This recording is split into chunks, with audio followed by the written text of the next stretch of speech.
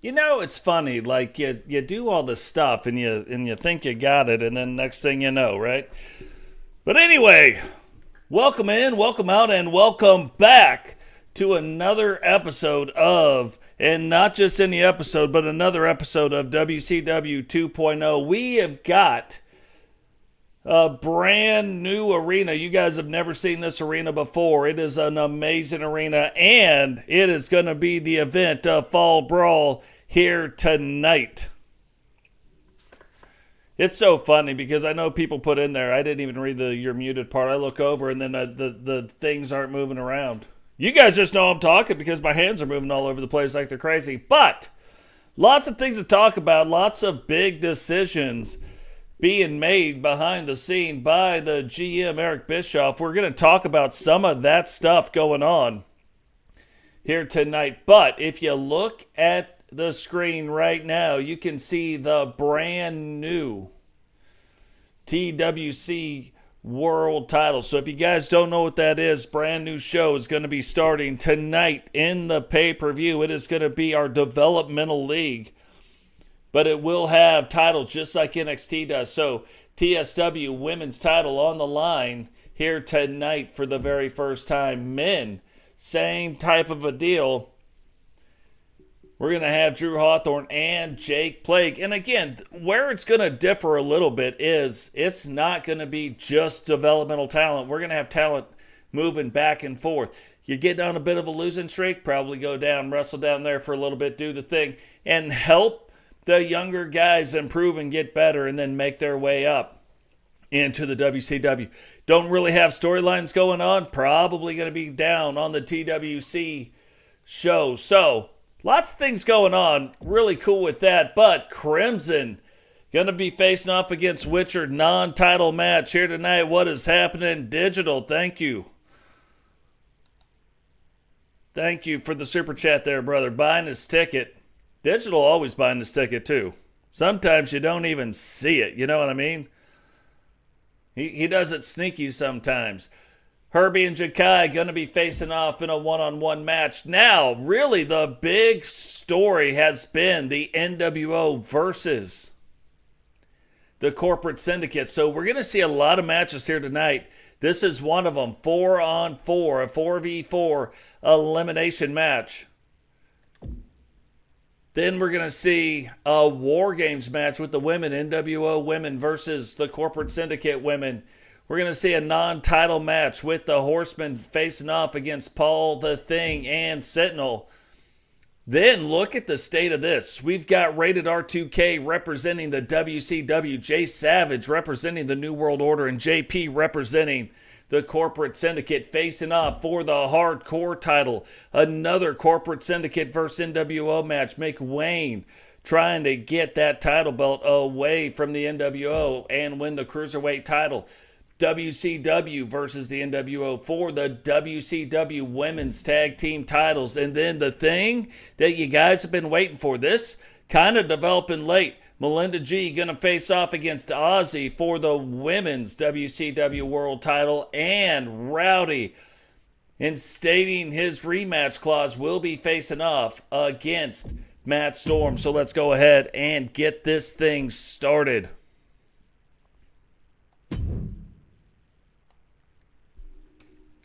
That's going to be one of those funny things. You know, Beast asking the question and like, hey, when did you change your character? Didn't. Now, some people in other places change people's characters, but next year we are going to have some more WCW, and we'll talk about it in a podcast, but some more WCW-centric characters.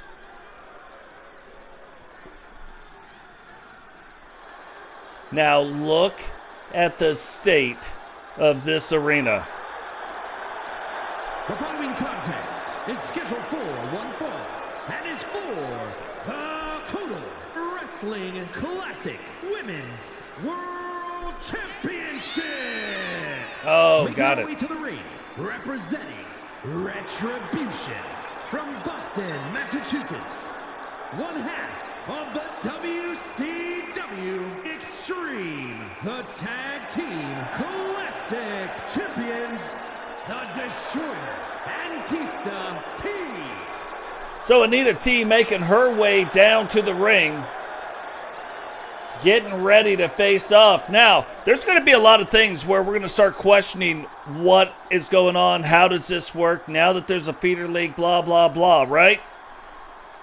The WCW Special Series title belts, you could see those fought for down in the TWC as well as the WCW. From Virginia, And Rebecca Dawn, really good, for instance. You're going to see, and I think the corporate syndicate is doing this because the NWO is sending down some people.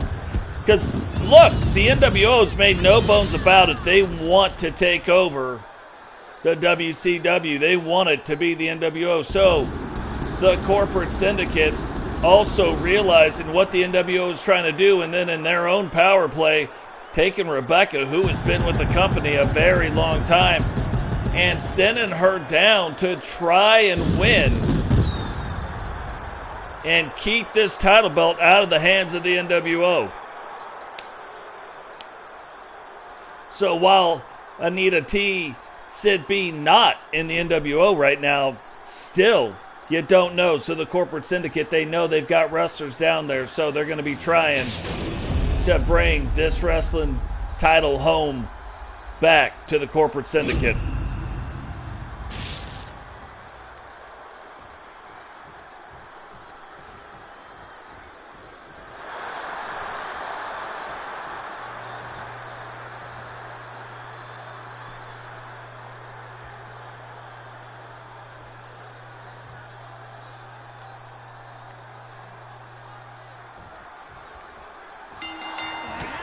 And look at this. You can see now right away talking about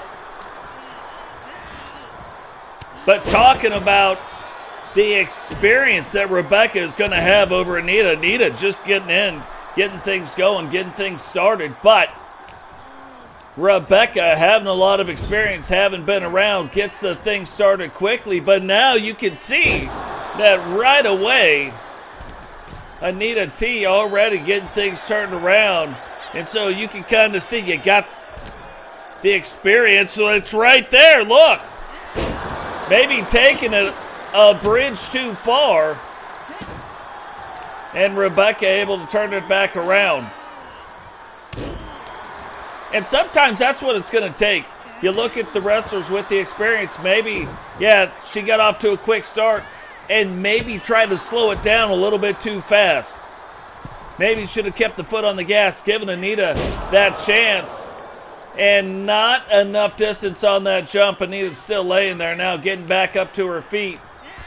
Gets whipped into the corner. Remember, this is for the TWC World title, and a big slam with authority right there. Anita kind of reeling out. And remember, Anita's nickname is the Destroyer. What is going on, Elite Extreme Wrestling? Welcome to the stream. And look at the outside of this ring. This is the kind of thing I'm talking about. That is diamond plating now all the way around the ring. So, in the Fall Brawl Arena, there is no place to run, no place to hide. Diamond plating everywhere in this arena. So you get anywhere outside that ring, you are going to pay a hefty price. Something we didn't even start off with doing, and shame on me. Shame, shame, I know my name. What is going on, King Sam? Welcome to the show. Vipiro, welcome into the show, brother. What is happening, Beast? Welcome in. Anita able to kick out in two right there. Digital Dogs, we talked about him already, buying the ticket. Digital does not mess around with that at all. You always got King Sam buying the tickets. Digital Dogs, he's buying the tickets. JP, what is going on? Brooklyn Joker, welcome to the stream. You know, and that's another thing coming up that we are getting ready. We are in the thralls of passion with WWE 2K25 right now. So to recreate everything that you're seeing on this stream, look at this. Anita now trying to get the pin in. And Becky able to kick out in two. Both ladies now getting a 2 count on both people. Of course, you guys know the moderator, Effie, and look, there it is. Wily veteran stuff going on right there. Becky ducking down, and then you can hear it. You can hear it. That is not like a normal sound that you hear. You can hear the metal. These wrestlers hitting that metal. And again, the Destroyer, Anita T, able to get back up and turn it around in the quickness. I don't think Becky was expecting that at all. What is going on? Prime time. My man, welcome to the stream.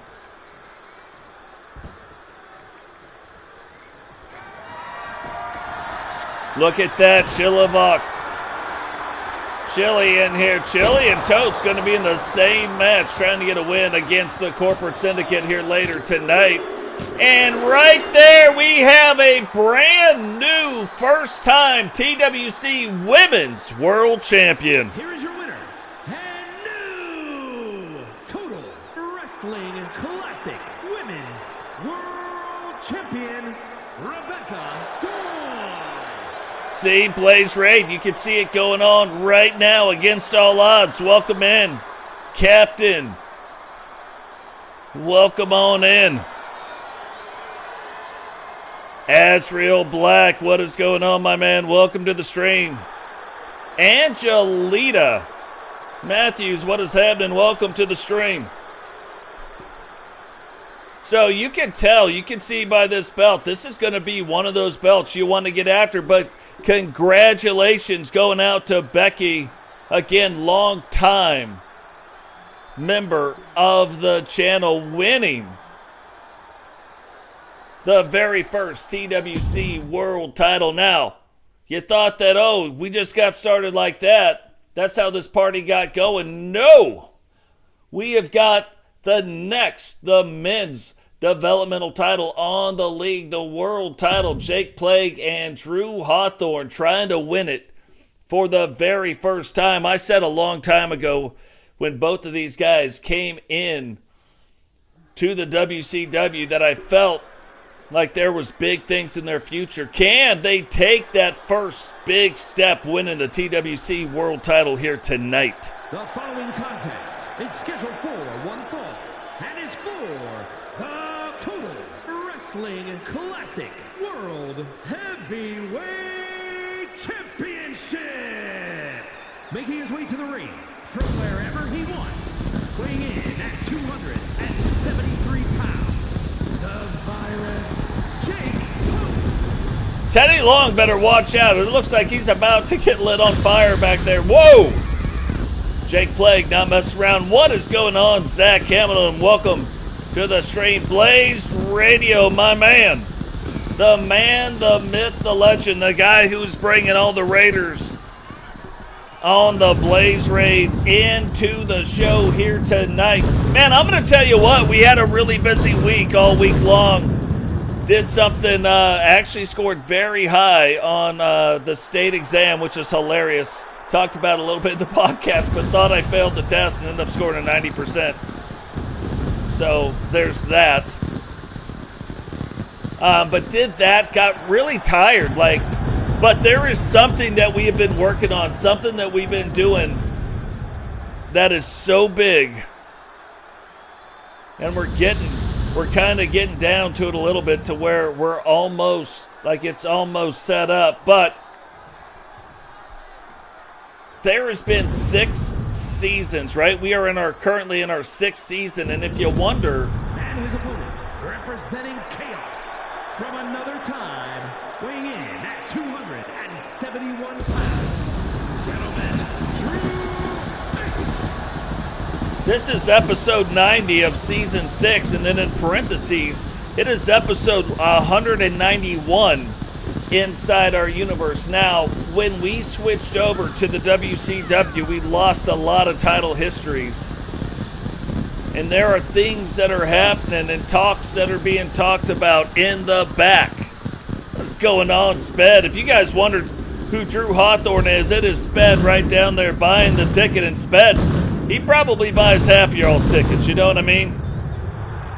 He's dropping the big bucks by getting a shot here tonight at the world title in the TWC. So that is also amazing. Now,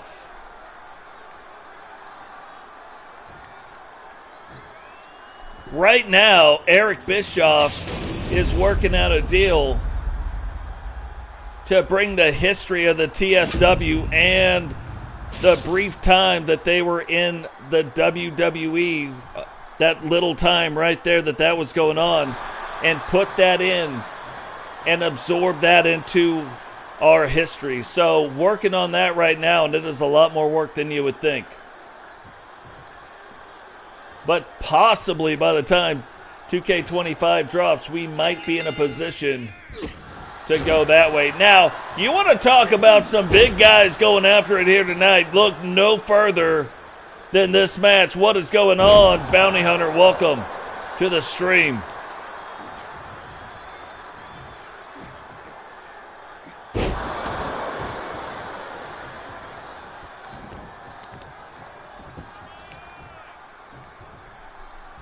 There is big things, though.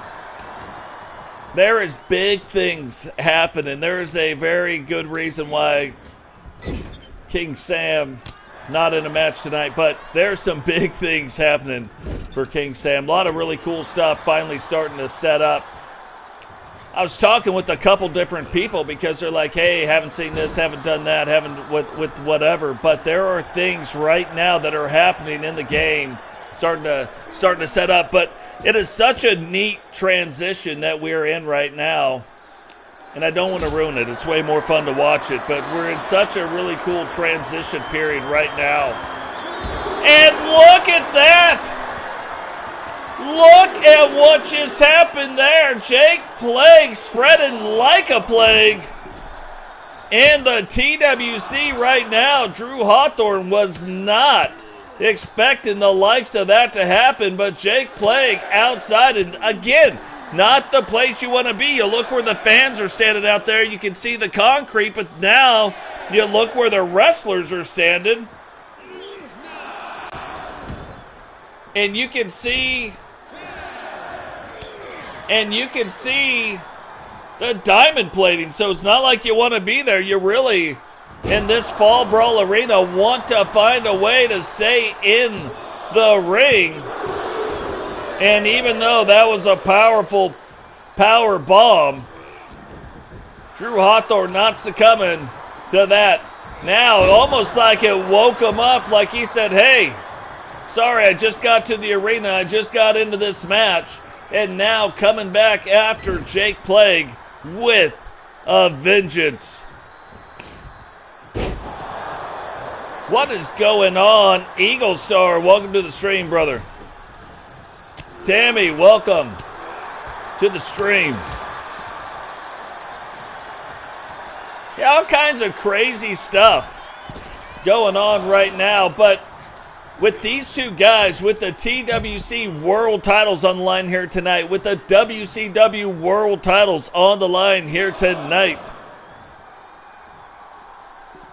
there is a lot of stuff happening with the 4-man matches and the 4 women's matches. One will be a straight-up 4v4, and look, when he took the power bomb, he was in the ring. You saw him bounce. When Jake Plague just took that power bomb, Drew Hawthorne knows where to put him, and you can see those diamond-plated marks in the back. Now, if you wondered why the referee got to a 10 count and nothing happened, these matches right here are at a 20. So you're going to see some at 10, some at 20.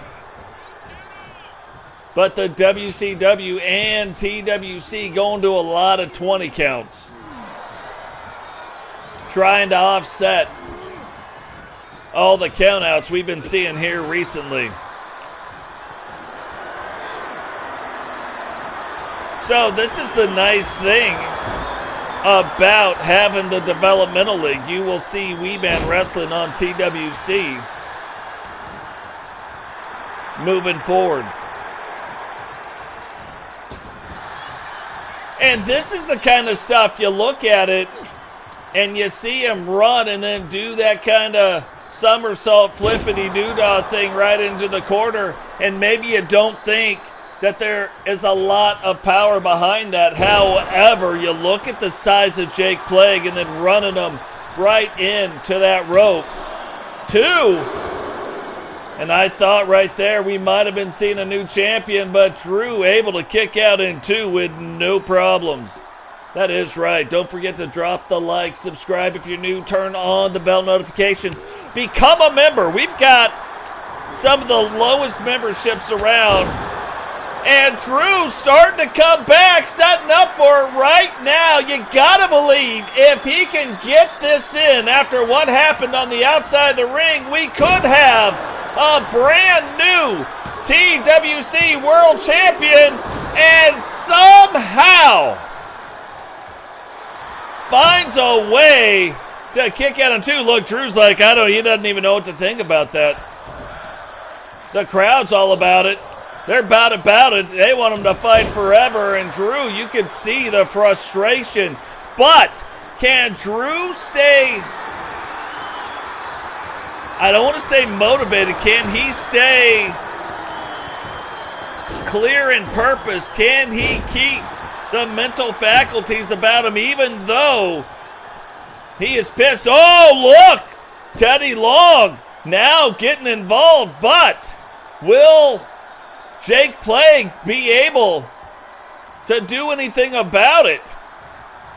No, and that should show you where we're at in this match right now. Both wrestlers really kind of gassed. You look at the bigger wrestlers, and they definitely get gassed much faster than the smaller guys. And another big slam. Thought he might have been going for the pin, but Jake finds a way to get around it, get it turned around. What is going on, Temple? Welcome to the stream.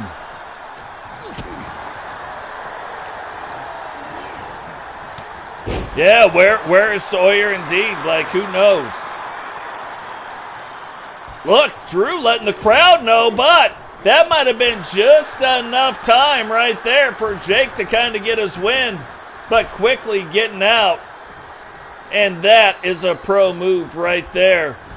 Waiting on him, but what is he doing? Both guys kind of confused. I don't think either one realized the other guy was standing in the ring. And even though Jake Plague's still kicking out with a lot of authority, Drew might be setting up for it right now.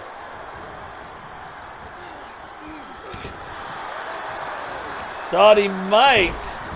Now going to use the ropes in that ringside to generate a little bit of extra oomph. And starting to call for it. He is starting to say we are getting towards the end, and he was just off on that. Jake brings him in. Drew trying to get back to his feet and drills him. And that is his finisher. We have a brand new WCW Champion 3, or TWC Champion, my bad. The first time. Here is your winner, and new Total Wrestling Classic World Heavyweight Champion, gentlemen, Drew H. The Total World Classic Heavyweight Champion Drew Hawthorne bringing home the very first world title in our brand new show. Well fought for. GG's going out to Sped. Look, and that's going to be the hard thing. We've got these developmental leagues, but I told you, it's not all going to be just those people. We've got 40. We're splitting the roster 60-40. So, man, we're going to see people, a couple of them moving back and forth, moving up, moving down. So some of them, like Becky, going to be in the WCW when Aussie has a tag team partner, and singles going to be in the TWC. So not going to be easy to win titles down there either. And now, no title belt on the line, the current Universal Women's World Champion, which are really putting, I don't know what you would say, but putting it on the line here tonight. Will she be able to stand up to the daughter of Kane? And we haven't seen this since season 1, but Kane going to escort his daughter down to the ring here tonight on the pay-per-view.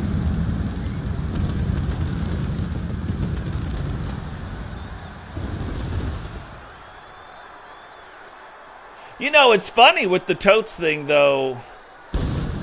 I've noticed, and it'll change also in the LTD. Most people that have totes my goats has my old moveset. My new moveset's hard to beat.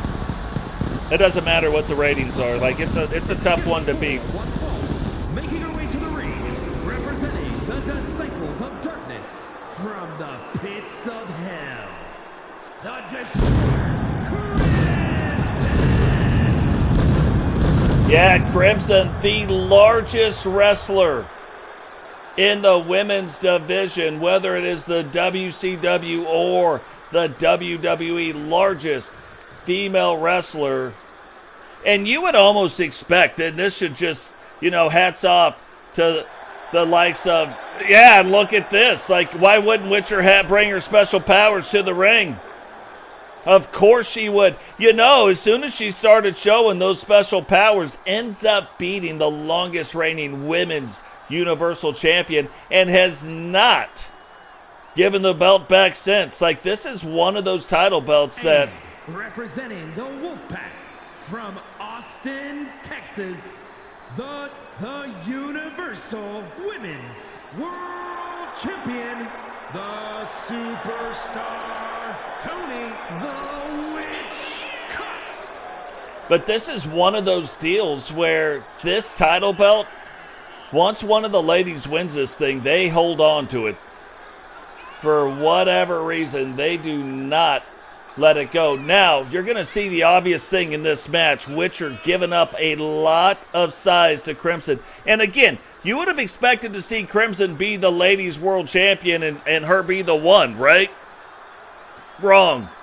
For whatever reason, Aussie, Cheyenne, the Witcher, toss a coin to your Witcher. They are the ladies that dominate, and now you've even got Iffy starting to come up. And it depends, like, can Iffy get it done here tonight? Can Iffy find a way to beat Aussie here tonight? She does that. Like, she won the television title, then won the U.S. title recently, like, went on great runs with both belts, still the current United States champion. Recently dropped the TV title, but because she does that, then puts her in this position to face off against Aussie here tonight. So it's going to be interesting. And look, this is why. You see, most women try to fight Crimson. They go up and grab her. Crimson pushing them back, pushing them back, pushing them back. Too big. Witcher went up to grab Crimson, pushed her back one time, and then she's like, fine, I'll start letting the feet go. I'll start letting the hands go. You know what I mean?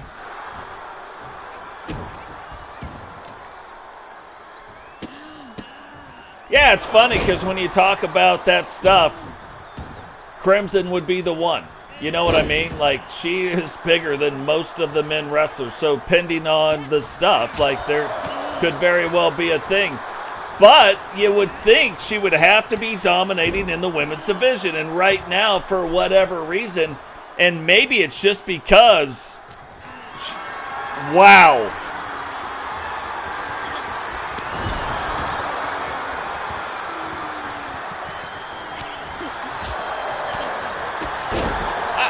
Bama, I really appreciate that, brother. Bama he just donated 20 last night as well, so that's a big deal. I really appreciate you, Bama. It's one of the things that is going to be, you guys don't know, we're going to be fighting for that title belt right back there this in 2K25. So, big stuff. Love you, brother. But it's one of those things where, like, you would have expected Crimson to do the thing and dominate when China actually started wrestling again. And look at this! This is what I'm talking about. If you were in the ring right now doing the thing and that happened to you, no way, I'm done. Witcher sucking the energy out of Crimson. So even though Crimson is going to be having the size advantage, Witcher has the witching advantage. You know what I mean? There's nobody else we have ever seen in the history of the... And it wasn't even until recently where we saw Witcher doing this either. But now you see Witcher doing the thing, and that's the thing you got to watch out for. And Crimson trying to come back, but you can see maybe coming back and not so much power being generated from her moves.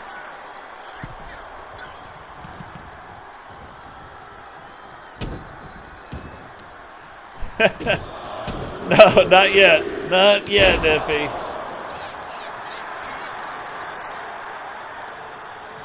It's going to be fun. I think we might even switch up which one the belt, like, when we do it, because as we grow the women's division, as we get more real women in the women's division, we are also going to be fighting for a women's title belt as well. And, I mean, we're pretty much there. Don't get me wrong.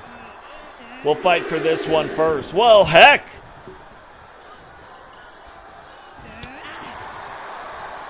That might be the one reason to have the intergender matches. Maybe it'll be male and female, and the winner just gets the belt. You know what I mean?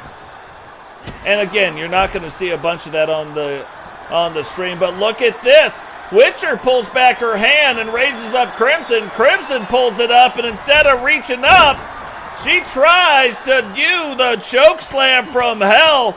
Witcher not having it, though. Witcher's like, I ain't doing it. Like George Bush Sr. said, not going to do it, wouldn't be prudent. And there is Witcher's finishing move. Referee right in position. Will Crimson tap out? No. So, and Witcher wisely letting her out of the hold so she doesn't get thrown off her game and maintains control of the match. If you're going up against a larger competitor, you want to make sure you maintain control and then maintain the win. Witcher coming away with a big win here tonight. Your winner, the Superstar, Tony the Witch Cox.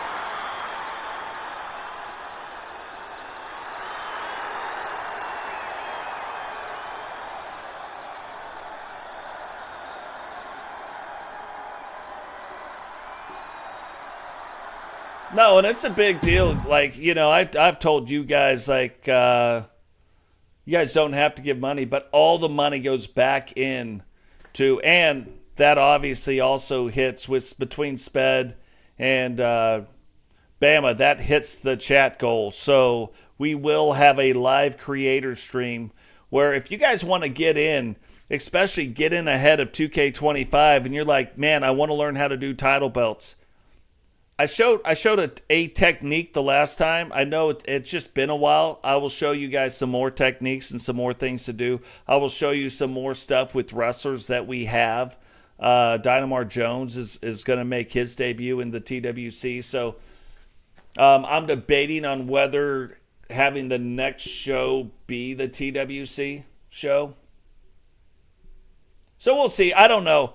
It's supposed to go in from Thunder, or from Monday Nitro to Thunder to TWC. That's normally how it goes, but we might do something. I don't know. We'll see. We'll see how it goes. Now, here tonight, also Herbie, part one half. We haven't seen a lot of singles action from him, but we have seen Jakai win the WCW Money in the Bank briefcase. That's not on the line here tonight. Herbie, though, from American Alpha, getting a shot in a singles match here tonight. The following contest is scheduled for one fall. Making his way to the ring, representing American Alpha from London, England. Weighing That's in weird. at 201 pounds.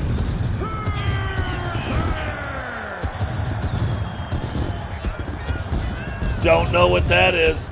Herbie not associated with the NWO. Definitely American Alpha too. I was messing around with some stuff, so that's weird. But yeah, since Herbie joined in American Alpha 2 with Grady, and that's one of the neat things going through and seeing some of the old stuff. American Alpha, Grady and Simba really, really tore it up. Like a great tag team. Then Simba moves on. Grady kind of trying to find his way, almost became a horseman, almost did this, and then finally him and Herbie hook up. And Herbie, representing the Wolfpack from Baltimore, Maryland, weighing in at 238 pounds, Jackie the Predator. And Herbie kind of the same way. Like Herbie won a couple singles titles early on, but kind of fell off, wasn't around for a while, and then he came back and he makes his way back and still like having some success, having some stuff. But then once he hooked up, once Grady and Herbie hooked up, all of a sudden both wrestlers really starting to have a lot more success as a unit, and ends up becoming one of the greatest tag teams, American Alpha 2 so far. One of the greatest tag teams in the history of the WCW.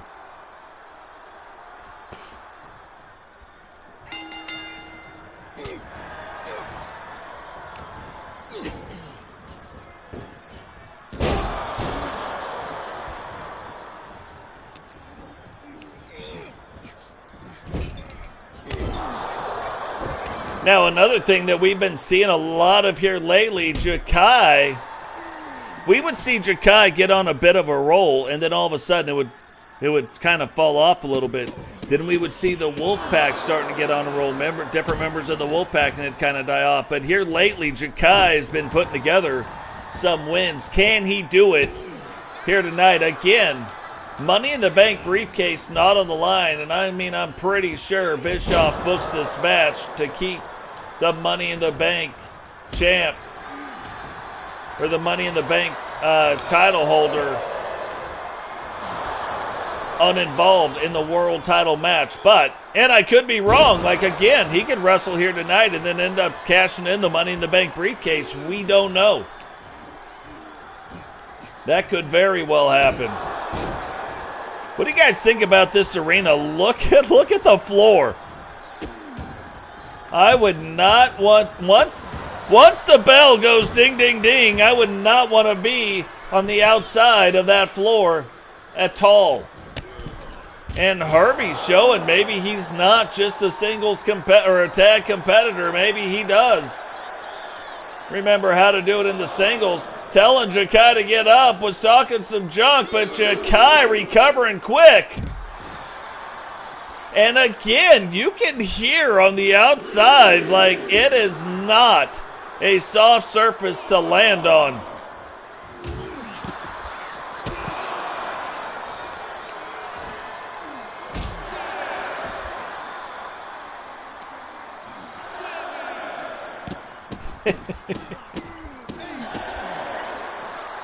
I gotta tell you what, I really enjoy Digital, especially if you talk to Digital like in person. Digital's got a very funny sense of humor.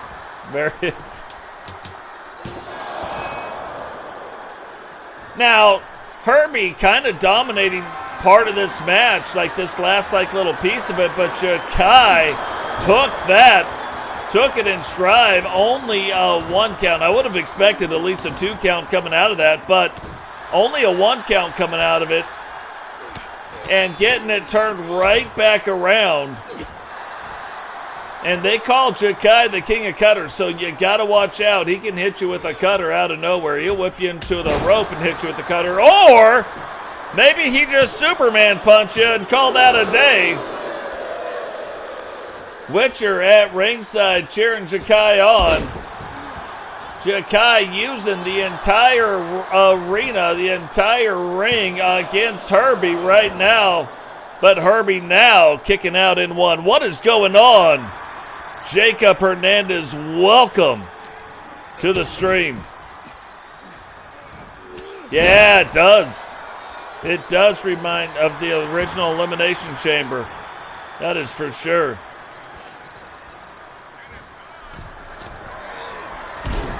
Whoa! Went for the cutter right there. Set back from the grab Herbie tried to do, but Herbie still finding a way to follow through. Huge lariat getting Jakai on the ground. Can Herbie? Whoa, did it again.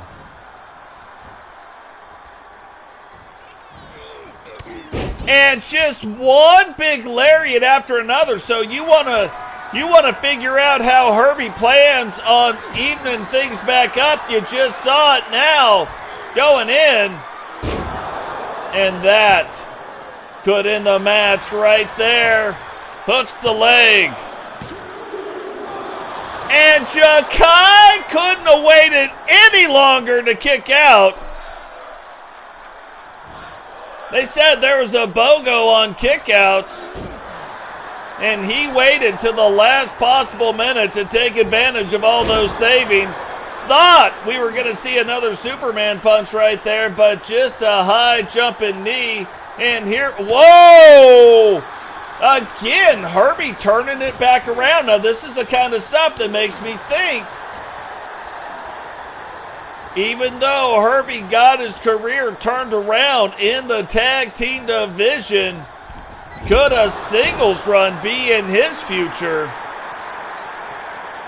It could be, but again, Jakai, just the alpha wolf, hard to beat him when he's in the ring. Another guy, kind of JP, reminds me the same way. You're at the disadvantage if you were fighting Jakai or JP inside the ring. Or Kempty Watson, that's another one. Those three guys very good at using the entire ring against you.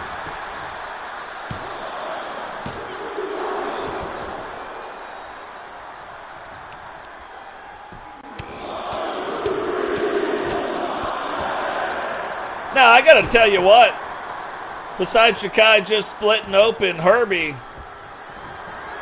the only time I can drink the fruity drinks with the umbrella is if I'm on the water. Little Possum being played right there. Thought Herbie thought he wasn't going to see it coming, but he does. Jakai, realizing some bad things could be happening, works to get back to his feet. And now gets split open by Herbie. Herbie setting up for it again. You got to think, if he can find a way to get this in, it might be all over. But the crying hooks the leg, holding on to it super tight. And Herbie finds a way here tonight to come away with the victory. Here is your winner. Again, nothing on the line but pride right there and momentum. So you still got momentum that you could be gaining. You guys know that more than even most defense, the wins and the losses in WCW absolutely matter, absolutely affect how the future and your trajectory goes. Winning titles affects it. All the titles absolutely matter. So there is never just a match. Winning is winning. So big win right there for Herbie. Now coming up on our first head-to-head. The Corporate Syndicate guys on the right, the NWO guys on the left, getting ready in a 4-on-4 elimination match. All 4 people from the opposing team have got to be pinned, tapped, or knocked out.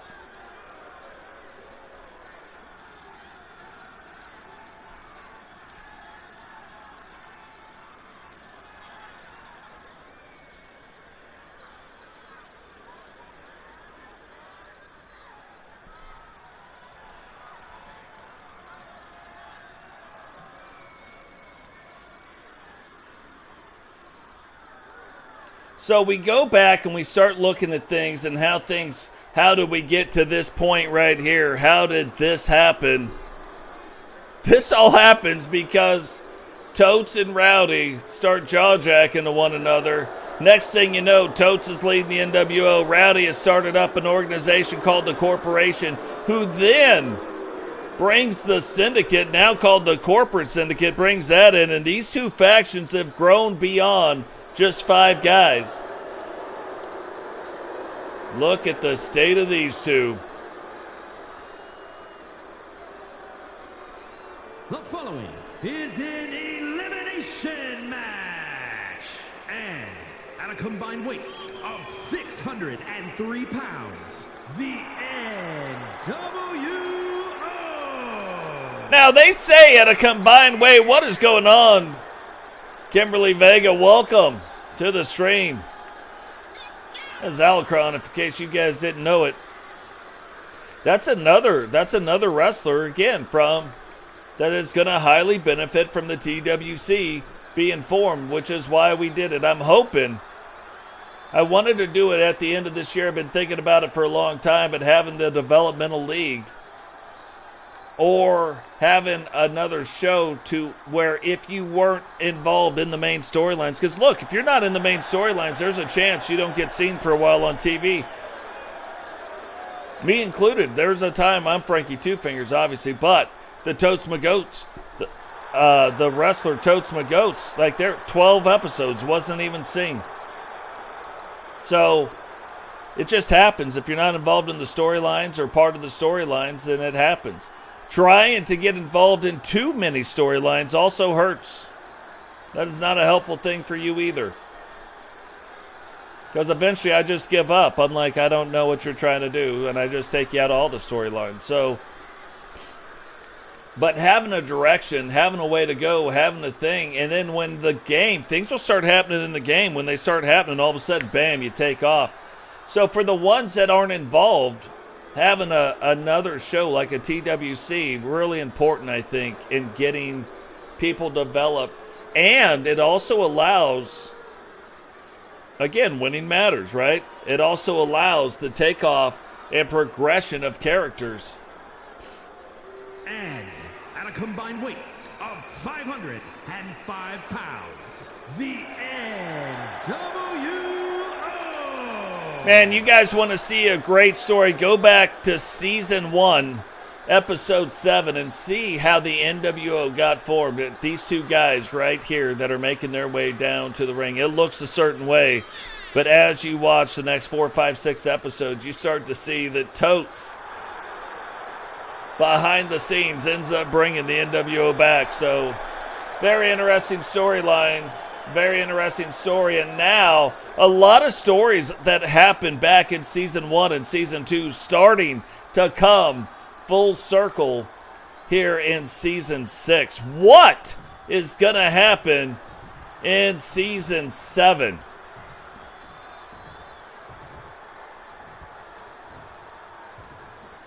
I wouldn't walk down to the ring. If I saw that, not those 4 guys, if I saw the one guy in the center that Totes is standing next to, Chili Jace, that they're standing next to, I would walk down, I would see Digital, and I'd be like, no, I'm going to go back to the gate. I'm going to buy my ticket. You know what I mean? I'm going to go back over there. I'm going to buy my ticket. I'm going to watch this one. At a combined weight of 405 pounds, the Universal World Heavyweights Tag Team Champions, the decade. So, part of the storyline that I'm even talking about, Rowdy and Totes were the holders of the Universal Tag Team titles as member of the Four Horsemen. They end up losing those title belts back to the WWE. Big split between Totes and Rowdy. And then these two guys, Vampiro and Zach Hamilton, at the Monday Night Wars arena, go in and bring back home to the WCW the Universal Tag Team titles. So quite a big win for them, and they were kind of on one of those downward turns too, and all of a sudden just take right back off. So definitely a tag team to start watching out for again.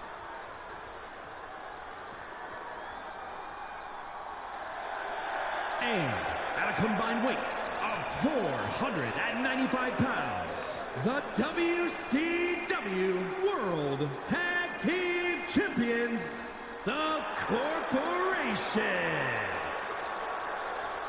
So GC Rock coming down, also holding tag team gold. Right now, the Corporation holding the two major titles, the Universal World Tag Team titles and the WCW Tag Team titles. And three of those champions in the ring right now, former leader of the Four Horsemen before he got kicked out of the Horsemen, he left the Horsemen, then tried to come back, and then they kicked him out. Then the Horsemen said, no leaders for us, thank you. So Robbo, really the last leader of the Four Horsemen, now a member with Rowdy. Rowdy, the leader of the Corporate Syndicate, but now a member of the Corporate Syndicate.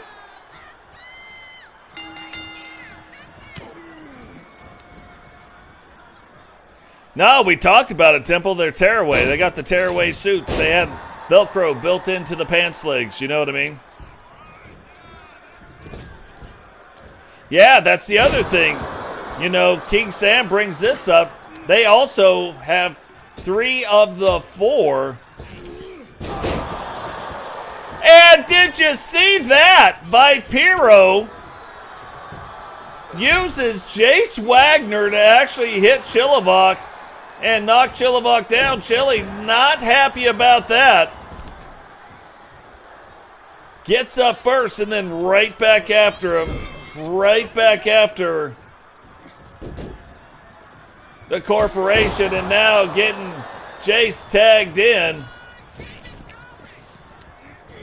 And that'll be another thing we really kind of want to be keeping an eye on. In a 4-man match, this isn't like your normal match. So these guys, it's not like there's a ton of experience in a match type like that. And Robbo up to his same old shenanigans. Some things never change, and some things were never meant to, but Robbo, the king, the absolute king of jacking up a referee. If I was a referee and I knew Robbo was in the fight, I would be like, hey, I got to get some hazard pay on this. I know for a fact this dude is going to come, and he's going to come a-swinging.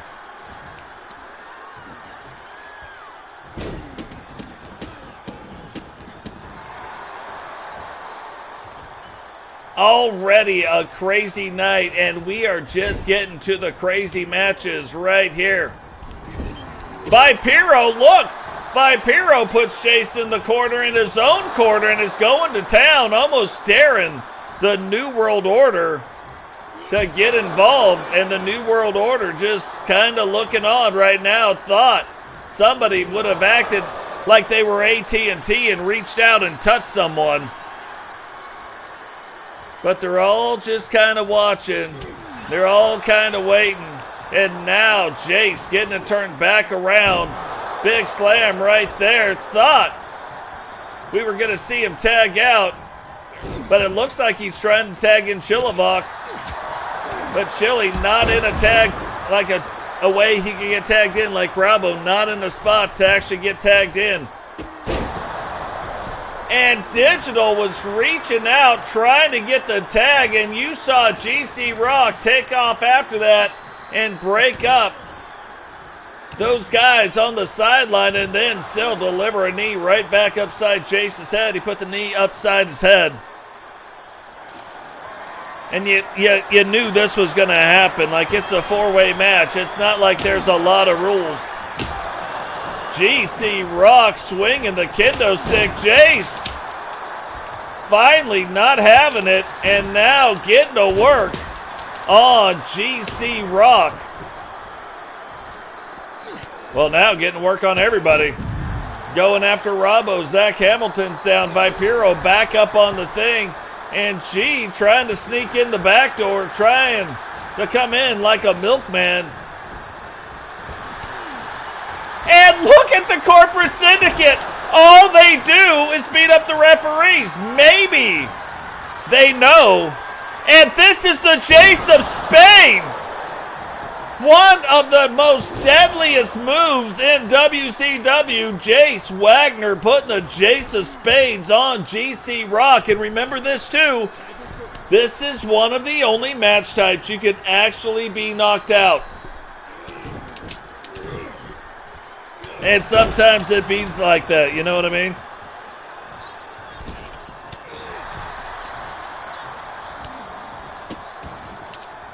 And this is one of those things, you see the size of GC Rock, you think they'd want to get Digital Dogs like clicked into the match, but maybe they're doing something.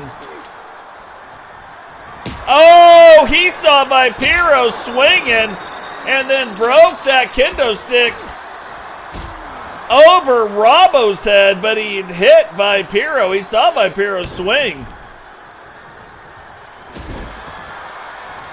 And that is a big boot to be taken. And it just, like, again, it makes me wonder, is there a strategy right now that they are trying to use? We'll see right here. Maybe not. Totes still not getting tagged in this match. And look at this. You wanted to talk about the size difference.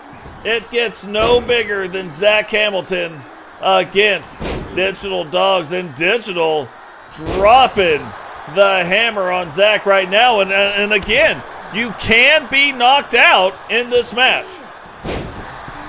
Obviously, Digital trying to get after GC Rock, and then finally just getting in the nick of time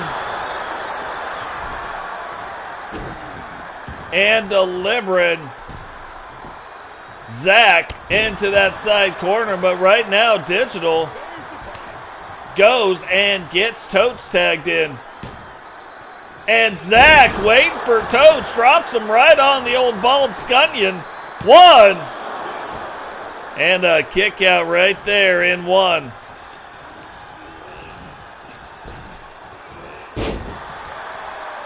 Yeah, they are a new tag team, Digital Dogs and Chili. Brand new tag team.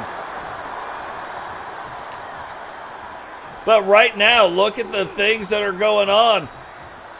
Zach Hamilton just too fast right now for Totes. Totes trying to get it turned back around, but look, the speed right now of Zach Hamilton. He is finally in a rhythm to where he's controlling the match. He couldn't get into that rhythm for some reason against Digital Dogs, but right now, absolutely getting in that rhythm. Guys, remember, drop the like, subscribe, turn on the bell notification, and again, Zach has got Totes' number. Now whipping him into the corner. And I was going to say, are we going to see two former horsemen go at it? That is exactly what we're going to see right now. Or we're not. Heck, by the time Robbo turned around, there was already a new legal man. Totes finally getting back up to his feet, but that certainly didn't go very well for him. Robbo able to kick out with no count. And whips Jace into the corner. And between, looking at some of these guys, they have got the clotheslines coming and doing the thing. That is so crazy. I got so many guys trying to hack into my Google account right now. It's unbelievable. Doesn't work, but I mean, they try. Bless their heart. And again, kicking out in one. So Bravo, quite a bit of stamina, but Jace trying to end some of that right here. Big slam right on the dunnage of the kendo sticks. And Bravo finally, he's getting it turned back around. He's now starting to get in control of this match. So it has been a pretty even match back and forth between the NWO and the corporate syndicate. Oh. Touche, Sentinel. Touche. And what? That is not something you would expect to see from Bravo, but you just saw it. Then he flips it around.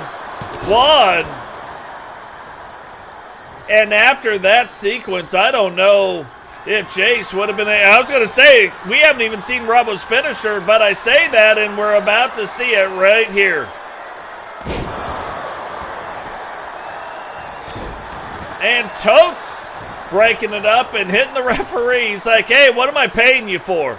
Because you know the referees are on the NWO's pay. You got to assume they're on their pay books. You know what I mean?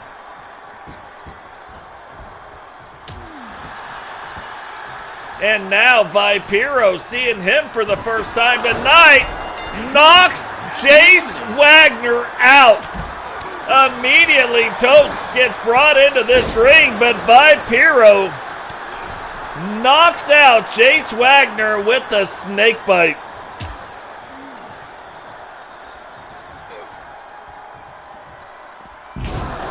Now, this is another thing, though. Like, we haven't seen things really going well for Totes Magoats, don't get me wrong, in this match so far, but we just saw Totes in a 3 versus 3 match lose both of his partners and then come back and beat all 3 guys on the other side. So a lot of match left in this one for sure.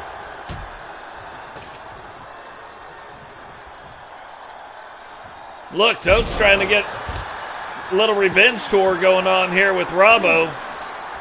So Vipiro's like, hey, let me get some of this too. Let me get in, put in some work.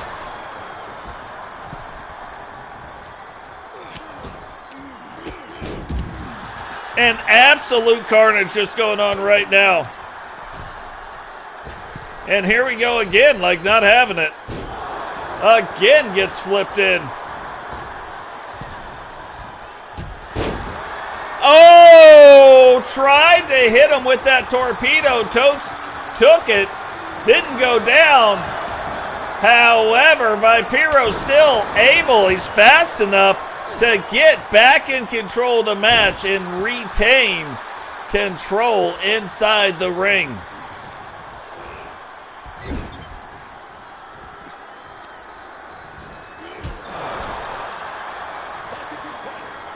And now we have seen these two fight quite a bit. GC Rock in the early days and Totes Magoats. But a partner-assisted throw right there, shoulder block. And now what is this going to be? Goes now, rolls up the leg, one. And Chili able to get in and break it up in one. Totes rolling out. Chili kind of taking one for the team right there, allowing Totes Magoats to get outside the ring. But you got to believe Totes has got to find a way to get Digital Dogs tagged back into this match right now.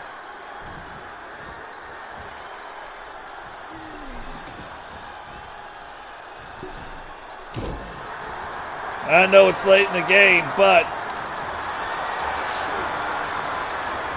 we got to take that move away from GC Rock. I take it away from everybody.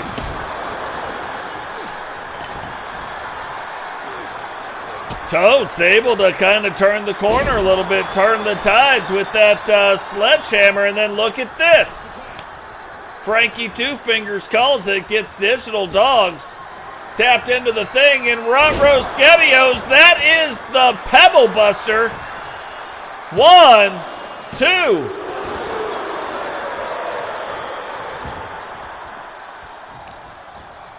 And that is not his finishing move, but that is a signature move that has been just as good as his finishing move, the Rockopotamus. So taking a Pebble Buster, not a thing, you know what I mean?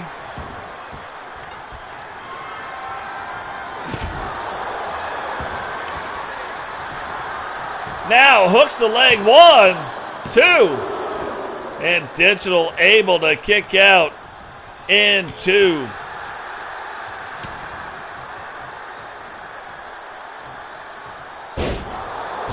That is funny. If you look at the state of that move, that is a mini Rockopotamus right there.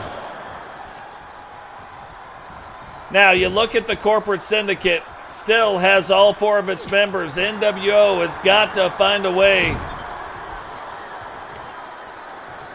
to even up the match and find a way to get one of the guys out of there. Now Digital, look at this. Going after him. Oh! Digital just ate the big boot, said no thank you, sir. And again, hit him with a version of the Rockopotamus, and look at this. Digital letting people know what time it is out in the crowd. Apparently it's crushing time.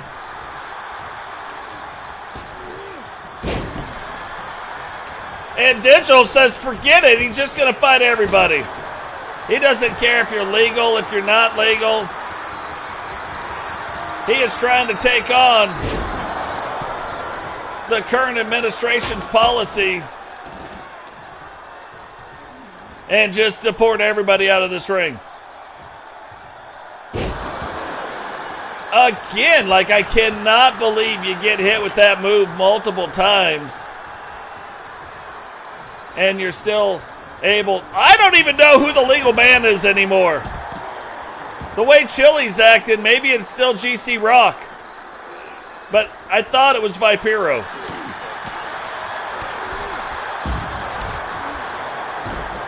And there could be something going down right now that we don't even realize.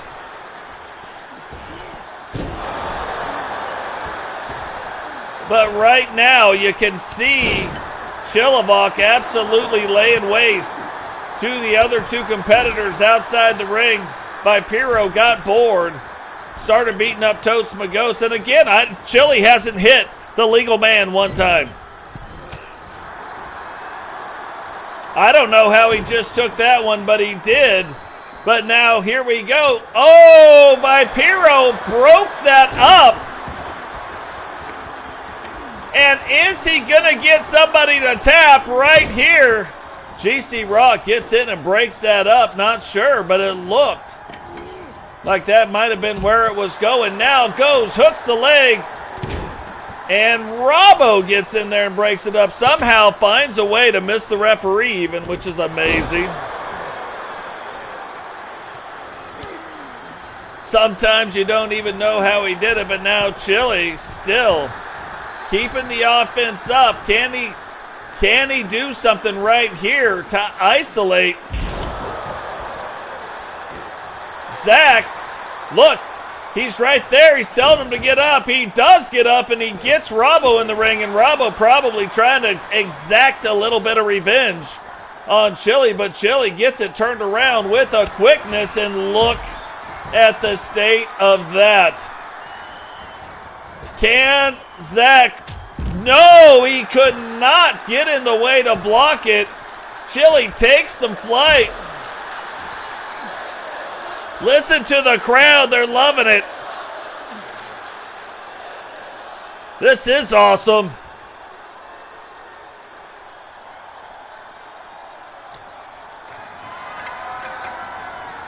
Yeah, this 8-man tag team match is freaky. At least some of the guys involved are freaky. Can you believe, though, Vipero comes into this match earlier and just is like, whatever, let me go ahead and snakebite Jace and get him out of this match. Oh, and Rotro with the SpaghettiOs. Is he going to hook the leg? No, he's going to hit him again with another little flippity-doo-dah, little top of the noggin to you. Thought he was going to try to get Totes tagged in there, but saw what was going on over there with Robbo, realized that maybe we don't have control of the match. Both guys go for the lariat. Robbo comes up with it.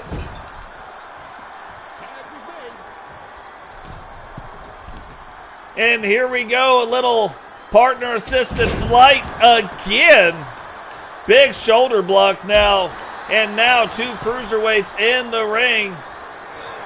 Zach Hamilton trying to tell him to stop in the name of wrestling before somebody breaks their skull.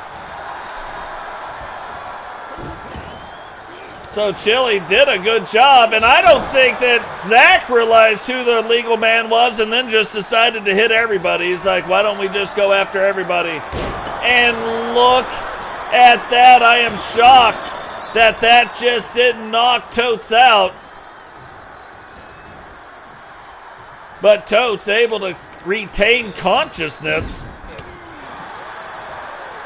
And now turns it back around. Hits him with the extraction, hooks the leg.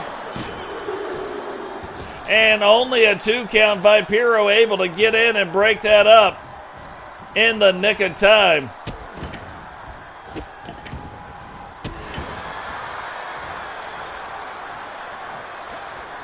Rotro SpaghettiOs. There is a strong possibility that this is about to happen. Oh, Zach Hamilton fights through it though, but you gotta believe if he could have got that in, it might have been all over. But the crying, but able to fight through and not allow Digital Dogs to take him on that ride.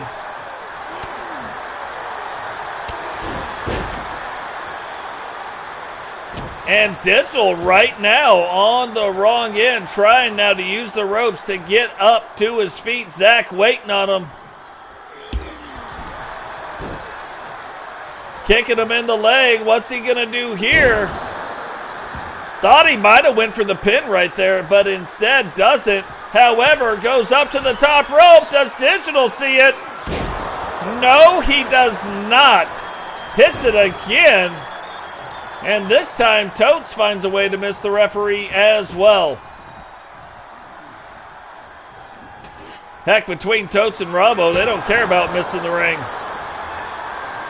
So this is almost one of those things you would absolutely expect to see the first time the Corporate Syndicate and the New World Order hook it up here tonight. Crazy match, lots of things going on. Digital thought about leaving, then said, nah. Let me get back in here and find Mr. Hamilton. Hooks the leg. 1, 2. And how much more could these guys have in their tank? You can kind of see where Digital is like, what is going on here? I'm throwing the hardest punches. I'm throwing the biggest slams, and Zach still finding a way to get up. Chili tried to get him.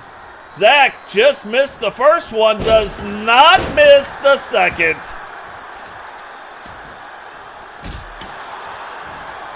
And Chilivok trying to end it, trying to end Zach's night right now. Can he do it? He does. He gets the knockout on Zach.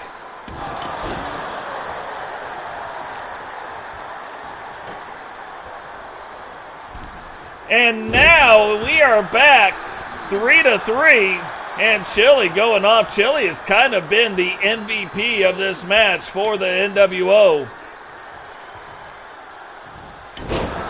And look at that, delivers that right on top of the sledgehammer. GC Rock's back, going right into it now, whips him into the corner. We haven't seen...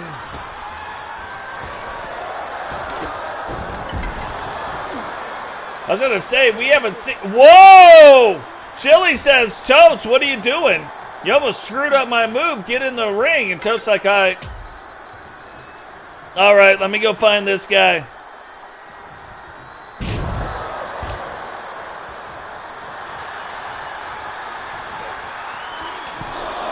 And GC Rock starting to take out a little frustration on Digital. Totes breaks it up, but then at what cost? GC Rock now in control of the match. Knocks Totes down onto the ground. Totes trying to cover up. What is going on, Witcher sister? Welcome to the show.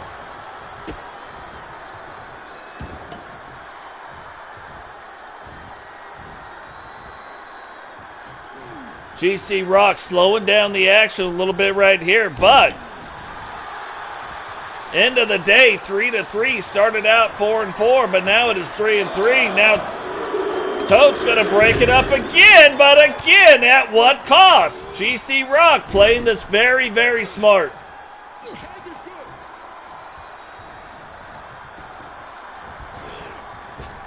Totes goes in to save his teammates and then immediately gets it turned right back on his head.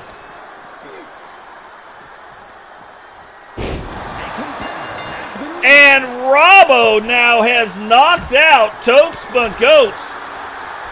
And you can see the KO's happening much faster. It is now up to Chili and Digital Dogs if the NWO is going to walk away with the win. Got to make you wonder too, once you get down to where it's 2 on whatever, things are starting to get real. You can't get in and break tags in and out the way the other team can do it with the 3 on the other side. So they have got to find a way and quickly to get one of the other guys out. And we look at Vipiro. This is the smart thing that the corporate syndicate has done. Vipiro hasn't been in this match a whole lot, so still pretty fresh. And here we go with this move again. Is this going to end Chili's night?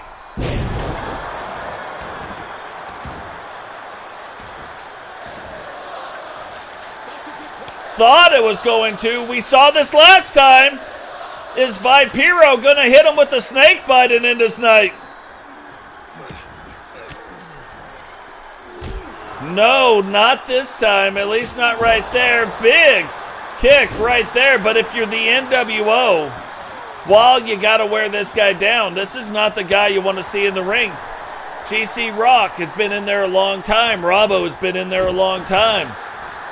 If you were going to try to even up a score, you would want one of those guys in there, not Vipiro. So the corporate syndicate wisely getting Vipiro back in.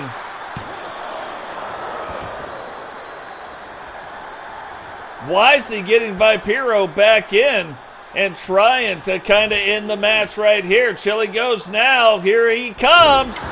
Hits him. 1, 2. And almost a 3 count. You saw him put that move right on top. Vipiro's head landing right on top of that stop sign. Rolls out of the way. Huge punch. But Chili somehow able to get back up, turn it back around, and get Digital Dogs tagged into this match. Can Digital Dogs hit him with the choke slam right here and try to end his night?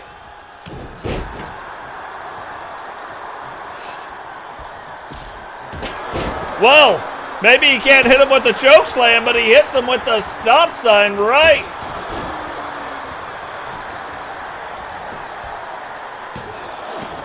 Right on the old kielbasa, but again, like, this is the tough part. When you got 3 guys over there, you got multiple different ways for these guys to come in and break up the match. So corporate syndicate absolutely at the advantage right now.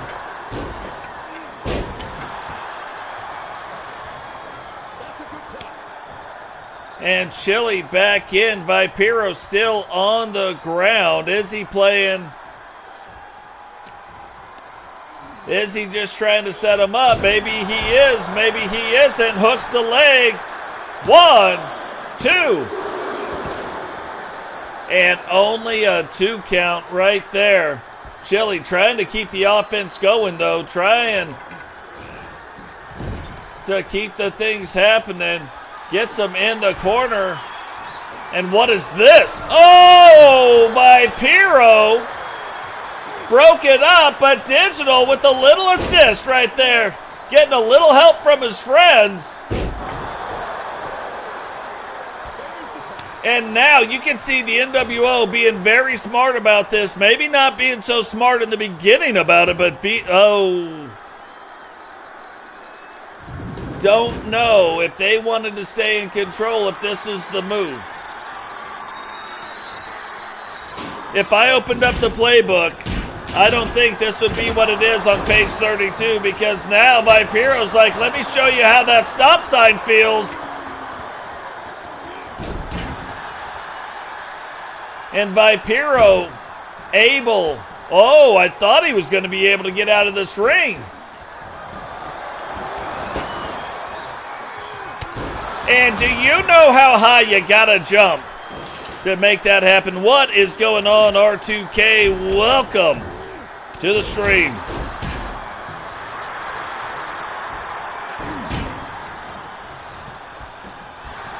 And there it is, Constrictor.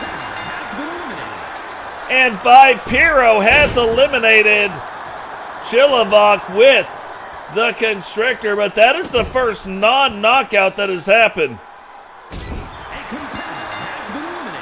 Digital now KOs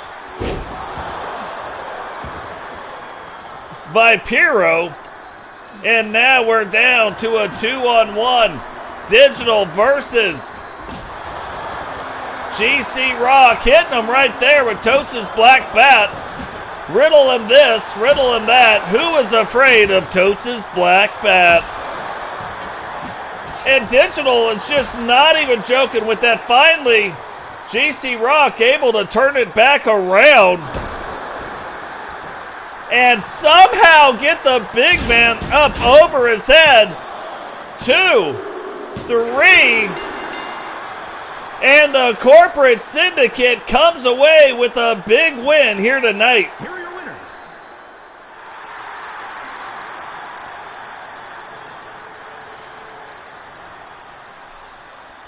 But you want to talk about an absolutely brutal match. Like, was there really a winner of that match? You know what I mean? At the end of the night. I think all 8 of these guys are going to go home being like, what did we do out there? Why did we do that?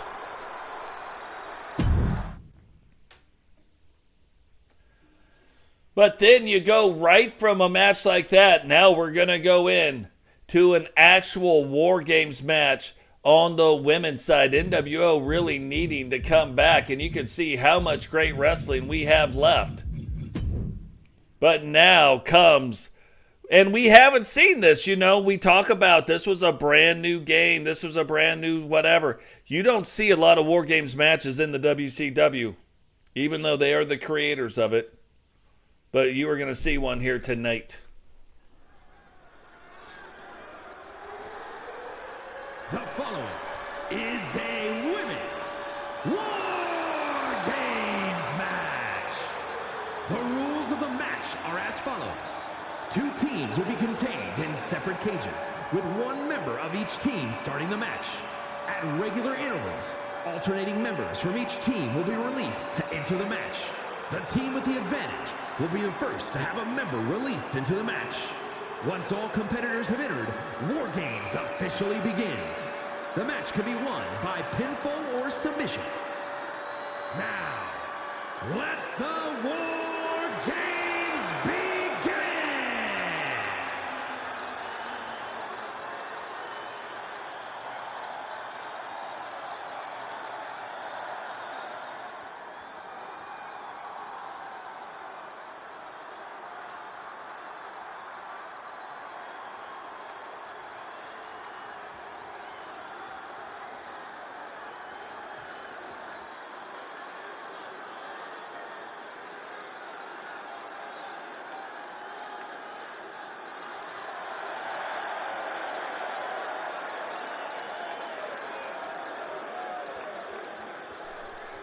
So if you guys have not seen a War Games match, you are in for a treat here tonight. Looking like the leader on the women's side of the NWO, Heather D, getting ready to start off this match. Now, if you don't understand, there is intervals that one side will get released into the ring to the other side. So it would seem at the beginning that one team is always at the disadvantage. The NWO from Huntsville, Alabama, Heather. However, at the end, when the last person is introduced into the match, things turn around instantly and the match begins. Even though they're going to be wrestling and doing stuff, the match doesn't begin until the last person is in the ring. And then it is one and done. You can't climb out to get out of the match. Representing the corporation from Manchester, England, Lady Rock. It has got to go down a certain way. Look at the brand new Lady Rock in her corporate attire, making her way down to the ring, getting ready to start off this match. So it will be Lady Rock and Heather D starting off the match. Once all four ladies on both sides are in the ring, the match will start. The first pin or tap out will win. Now, this was always one of the great matches back in the day in WCW, very unique match type. But the coolest thing I always thought was the entire night. For the War Games, they would drop the cage. But for the rest of the night, you had two rings right next to each other. So it also made for very unique matches. You remember back when Eddie Guerrero and Rey Mysterio had their epic match inside the ring. Rey was dressed in the purple and black suit. So very cool matches. One of the things I wish they would do or could do just for a pay-per-view event like this, have the ability to have two rings and then raise it up. That'll also be the other really neat thing now that TNA has signed an agreement with the WWE. Will we see maybe not in 2K25, but in 2K26, maybe we're seeing rings without ropes, right, for the underground matches, but will we see possibly an octagon match? The other thing is they are absolutely partnered now with the UFC. Do we start seeing UFC style, like cage, octagon type deals too? So lots of cool stuff that we could see. And you can see right now, especially moving over to Netflix and moving over to whatever, we're in an absolutely different era. And if you thought that in some way, shape, or form the WWE didn't have to listen to their TV partners, as soon as they move over to Netflix, all of a sudden intergender matches. You got this kind of match, you got this kind of match, the Attitude Era type stuff. So the partnerships absolutely matter. So it's going to be interesting moving forward, seeing what they can do with the things. But right now, we have seen these two wrestlers going out. Who is going to have the advantage early on in the match? It looks like it will be the NWO as Cheyenne D makes her way down to the ring, opting to start bringing in.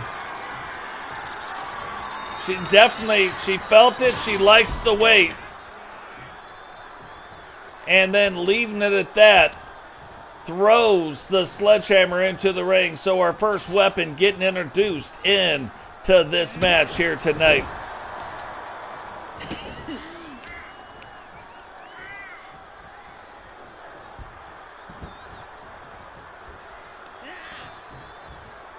Man, I'm so excited about just the future of what we are doing right now, guys. You guys don't even know. It is so amazing. Some of the stuff and some of the things moving forward when we hit 2K25 as well. Bringing in our complete title history like that is going to be stuff that really matters. Like, I'm excited about that. It's taken a lot of work to do, and then figuring out how the titles really line up. What title belts technically would be defunct now.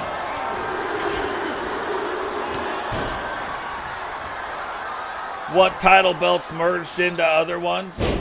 So you can see, like right now, this is what I'm talking about. Lady Rock was at the disadvantage. Penny now making her way down to the ring. So for a brief period of time again, we're going to see these guys. It's going to be even Stevens again. Penny taking a chair, throwing a chair in, deciding that the chair is not enough. And now going and getting a trash can as well.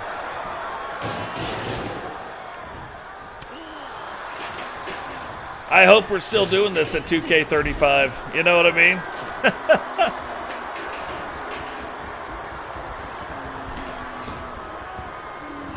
Right.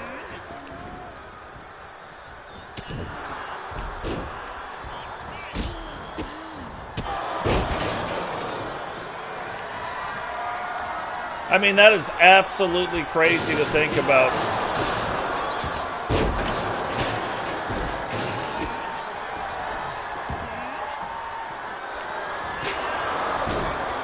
And it's also interesting, too. I'm always like, about this time, once we start getting the information for the new game, I'm always like, I get so excited, and that's all I want. I just want the new game to come out. That's not how I am this year, to be fair. I'm a lot more reserved, I guess. Oh, what a move right there. Penny dropping the leader of the NWO right on the wrong side of that chair. Lady Rock almost grabbing that chair to do something with it, but you can see now Misty, Cheyenne, and Heather in for the NWO, and now Heather drops her right on the back of her head, right on the back of that chair. Cheyenne's just swinging that, she's just swinging that sledgehammer with reckless abandon.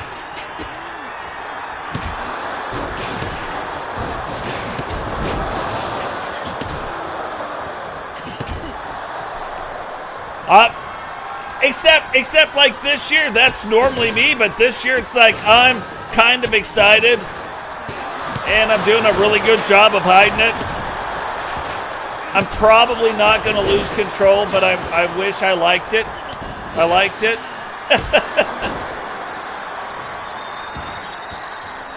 It's like I want to be on the edge of glory. But I'm not. I'm a lot more reserved with it this year, and I'm still like, last year I would feel like, oh my God, there's no time left. I've got to do all the work and do all the things so that I can recreate our universe mode again, right? And this year, I'm really wanting to enjoy it. This is where it gets to be a lot of fun. Look at this. Phoenix bringing a chair into the ring. And she brings it in. Cheyenne tries to use it, and Phoenix is like, what are you doing? That was my table. And Phoenix trying to turn some things around. Phoenix making some inroads right now on the NWO. And then Misty's like, slow down there, Trigger. Whoa, little cowpoke.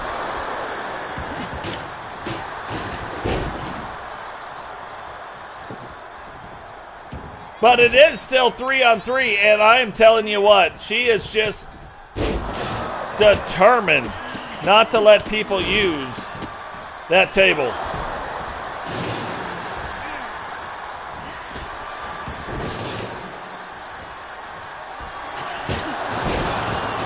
And Phoenix really showing you, and this is what I mean. If you see what's going on with Phoenix right now, she has been going kind of 2-on-1, doing the things.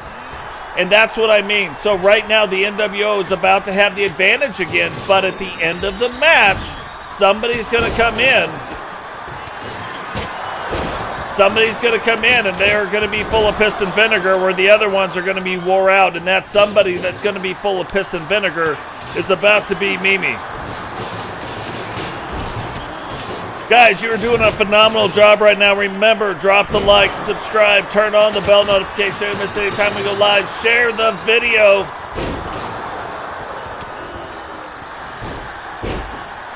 We are having right now, too, kind of a record-breaking, not in every category, but in the ones that matter to me. We are breaking records for this channel in the month of January already. So 2025 already off to an amazing start. That is all thanks to you guys out there in the community. If you are not in this community, what are you doing with your life? You look at me right now. What are you doing with your life? Get involved. Get in the community. We'd love to have you. What's going on? I was just talking about your guy making his debut at the next TWC. I don't know if I'm going to say it right, but Diamar Jones.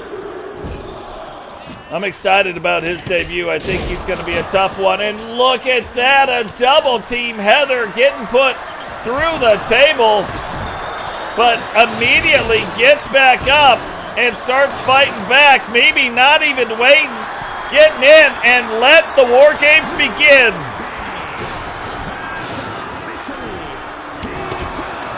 So War Games officially has started.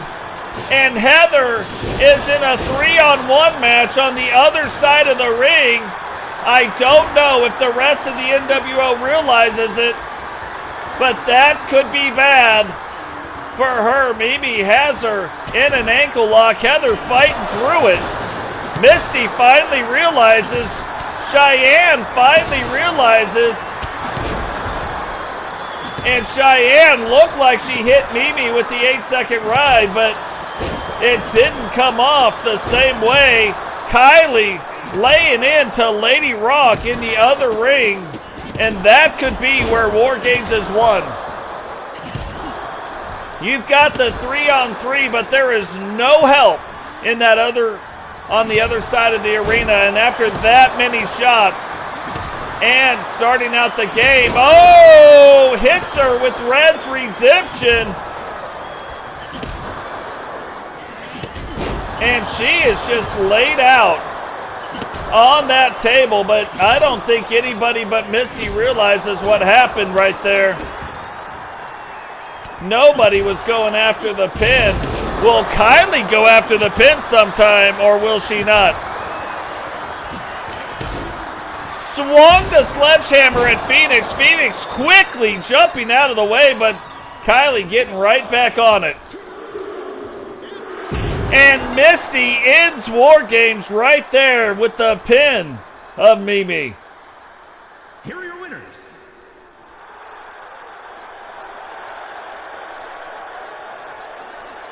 You are looking at the oldest faction in this game's history. This is an original faction, has never changed in 6 seasons.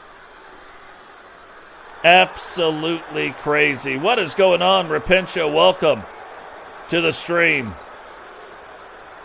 And Jared, if I haven't said this to you today, welcome to the stream, brother.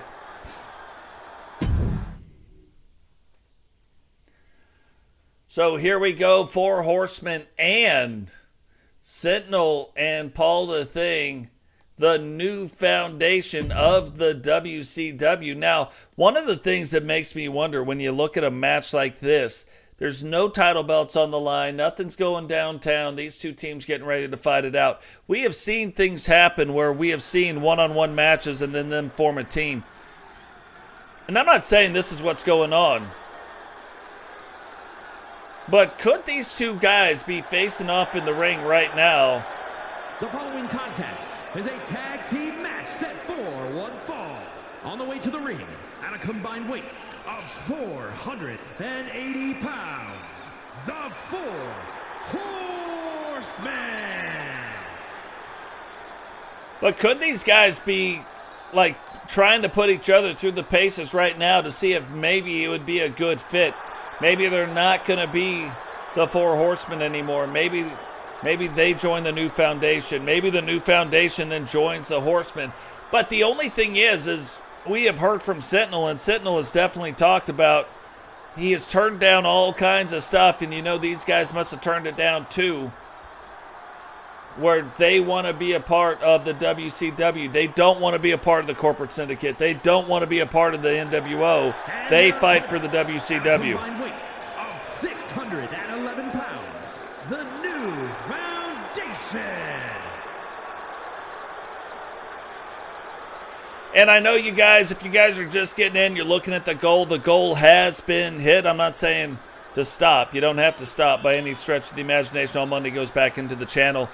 If you guys want to become members of the channel, love to have you. A lot of perks with membership. So, and a lot of affordable things. There's a $2.99 a month all the way up through $9.99 a month. So, would love to have you in the Bark Squad. That is what our members are called. If you don't know why, just watch the end of almost any one of our episodes. My dogs, for whatever reason, know when to go nuts and start barking like it's nobody's business. What is going on, Wally? Finally, the Wally has come back to the WCW. But yeah, would love to have you. Amazing things, I was talking to Iffy about it a little bit, but amazing things happen if we can add more members. To where we're fighting for a few, 2, 3, 4 title belts a year. You know what I mean? Real title belts. Matter of fact, the one right there.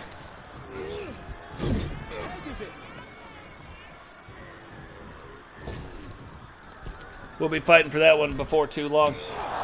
And look at the state of these guys. Eagle Star and Sentinel have been doing it for a long time. Or Eagle Star and Bama have been doing it for a long time.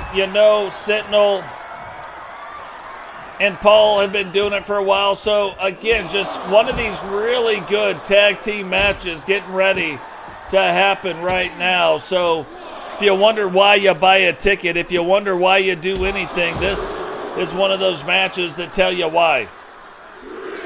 Just really solid wrestling going on.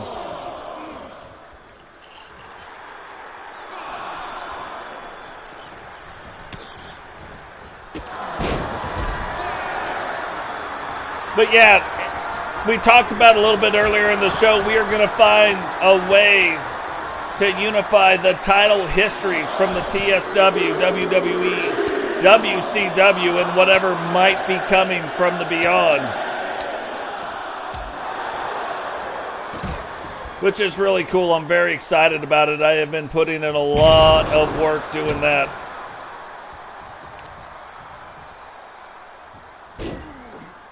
Still have a lot of work to go, but I'm hoping to get it all done by the time we do it. And two, guys, remember, even if you guys don't want to become members of the channel, even if you're like, no, that's not for me, you don't have to spend any money at all to be a member of this community. And liking and sharing the videos, especially sharing the videos, big deal.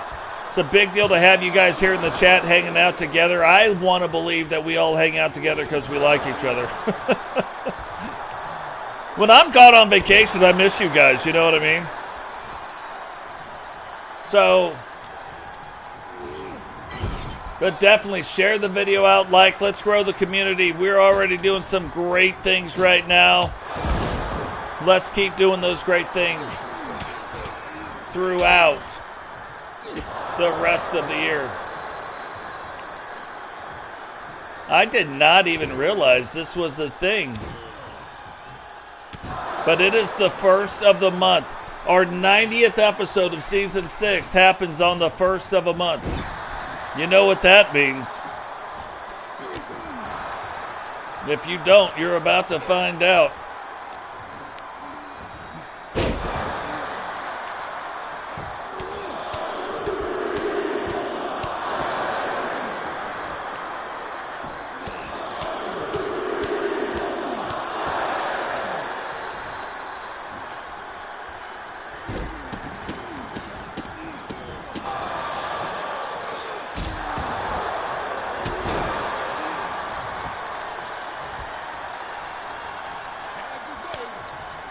And you would think that we would see like a little bit more.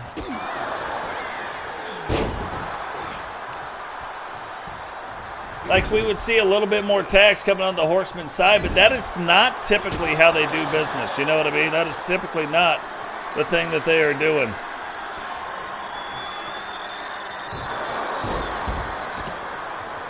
We're seeing quick tags from the new foundation. Horsemen don't quite do it the same way, but they do like fighting on the outside of the ring, and that is what they are doing right now.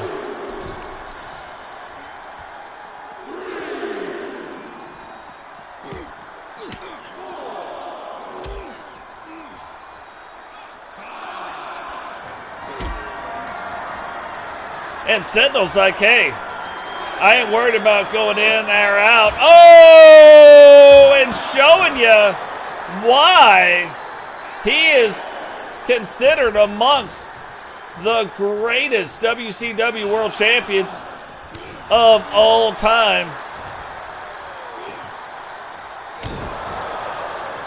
So I'm saying this is the first of the month. We got to get it out. So congratulations on the gifted memberships going out to Jeff D, Volcano 6000, Sentinel. Like it when it goes down like that. Temple Plays and Vipiro. Those last three guys all in the chat right now. Now, look at the placard that says gifted memberships. It says Totes McGoats gifted whatever memberships. If you look right below that and you see a button that says accept gifts, click that button. If you don't click the button, if you don't see it, then you already accept gifts. But if you don't click accept gifts, when everybody on this channel, we give away a lot of memberships. They're free 30-day memberships. But if you don't click the button, you can't get them. So click the button. What is going on? Extreme Wrestling Entertainment, welcome to the show. Yeah, make sure you guys click that button. You only ever have to click it one time, and then you're set. You know what I mean? Then you're good to go. And again, these two guys getting after it now. You can see, obviously, Eagle Star and Bama giving up a lot of size to Paul the Thing and the Sentinel. But it's not like these two guys aren't used to wrestling up bigger guys. Big swing and slam right there. And look, I mean, they don't wrestle a lot in tag teams, but you can see Sentinel and Paul they must practice, you know what I mean? Like, they got to travel together, they got to practice. They seem to know what is going on both sides of that. Another big smash right there. I hope you guys click the thing, because on the first I gift out 10 memberships, and here comes the next 5.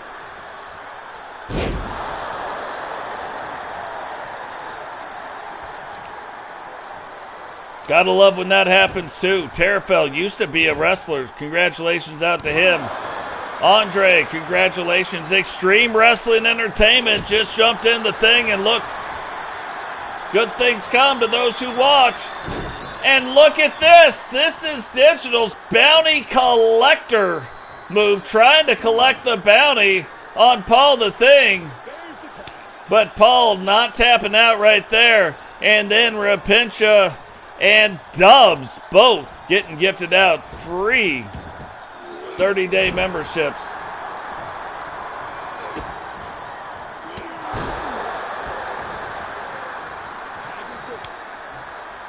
I'm telling you, like, I've got a goal of hitting 100 members, like 100 members that are at least at that $2.99 a month mark. Can you imagine what would happen? The stuff we could do on the channel if we had 100 members, even at $2.99. It's amazing. It would be amazing. We could fight for at least 3 of those titles a year. That I could mail out 3 real titles That title belt back behind me, right there, see it? Weighs 8 pounds. Like, it's not, it's 4 millimeters thick. Like, it is a nice title belt. I'm not gonna mail out crap.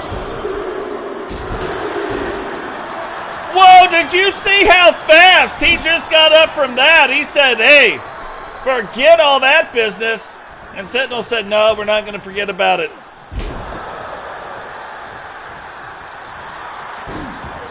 Bama, though, able to get Eagle Star back in. And Eagle Star using every ounce of leverage he can muster up and absolutely getting after Paul the Thing. And Paul the Thing, former WCW World Champion. Eagle Star, former WCW World Champion. Bama Boy, former WCW World Champion. Do you see where I'm going? Sentinel, the greatest WCW World Champion we've had. So you got 4 world champions in the ring right now in tag teams getting after each other. You know what I mean?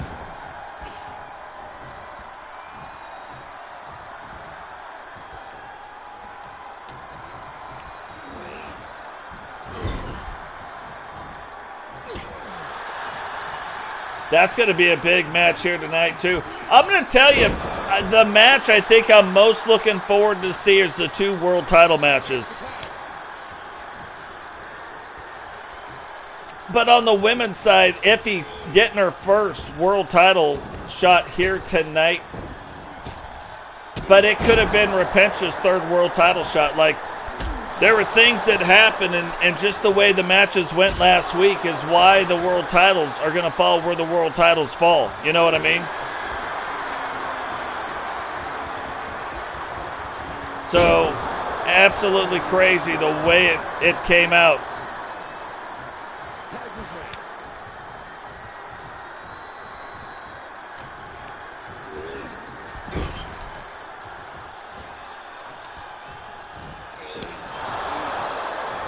But again, like really interesting tag things. Bama trying to cover up, but instead Paul going for the body. Bama said, oh, okay, if that's where we're going, let me go there too.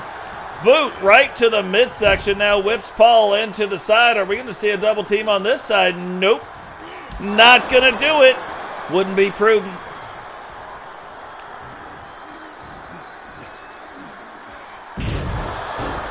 And you look at the size of Paul. So coming up off the shoulders of Bama, then coming down and landing on 2 knees right to that midsection.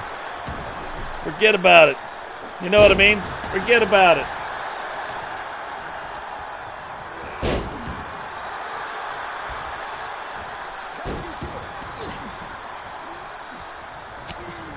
Bama! That is a horseman move if I've ever seen one in my life. That, however, was Sentinel's finisher, but that is a horseman move.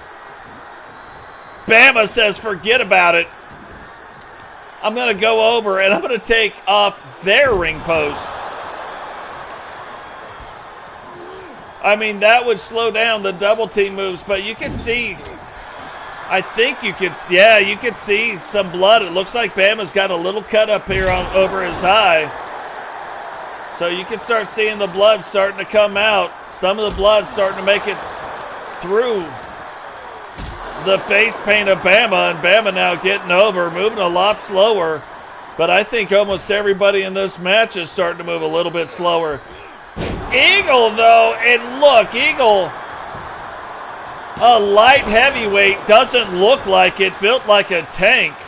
Paul taking out the referee for making the counts, and now the Horsemen starting to tag a little bit more in and out, trying to make sure that they can catch their breath, making sure that they can do the stuff.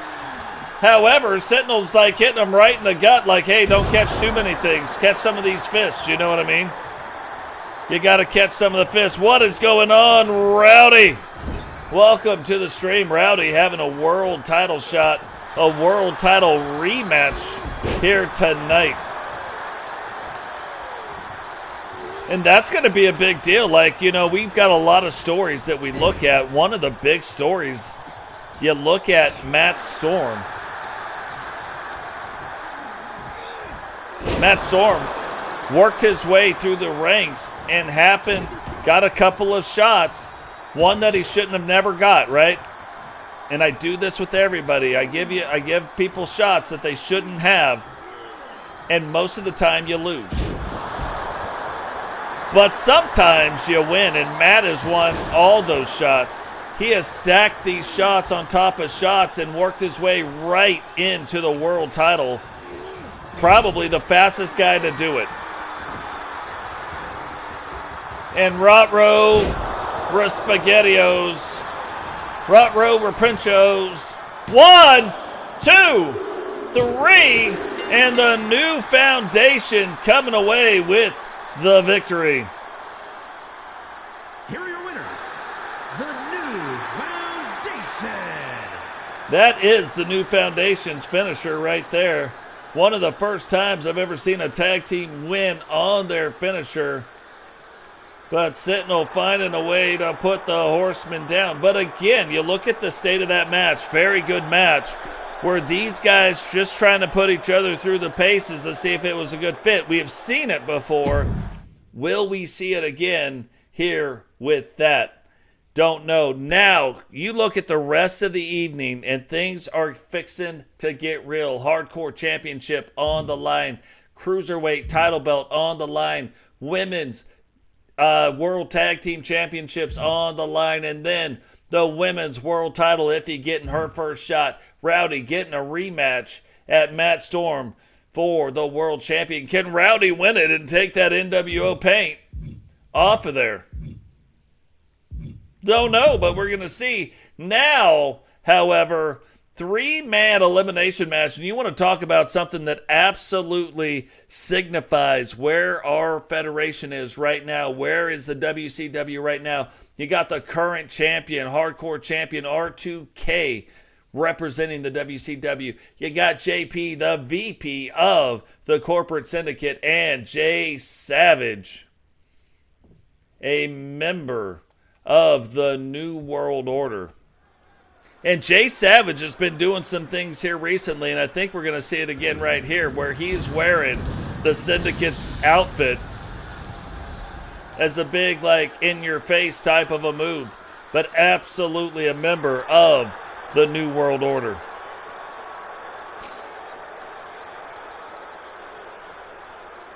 Man, what is going on? Dave, welcome to the stream, brother. How have you been?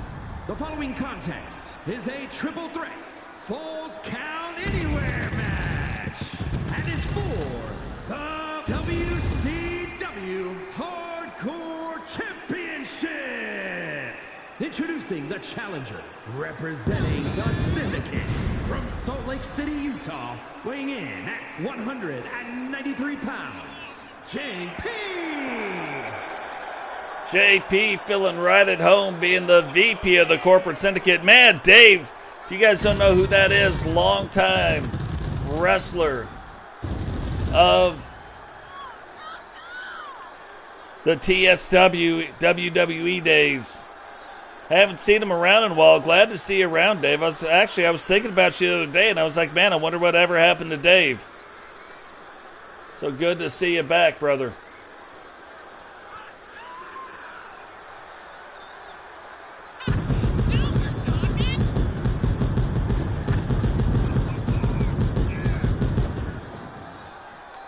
But JP going to be grossly undersized in this match, but JP has never wrestled up to his size.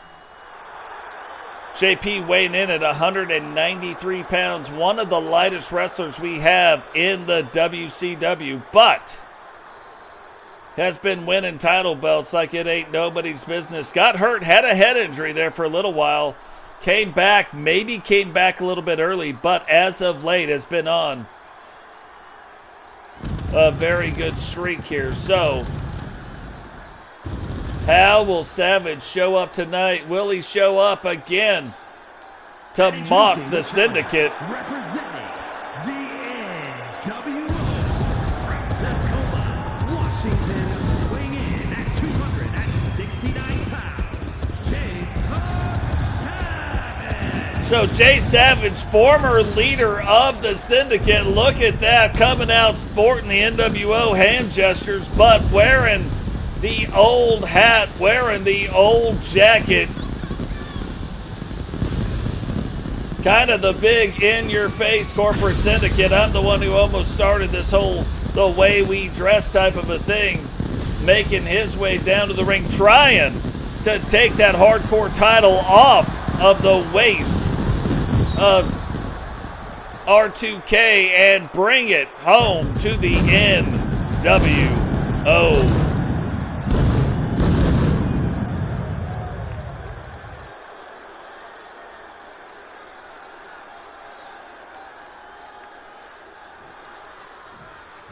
Yeah, it's hard to say JP ain't pretty, you know what I mean?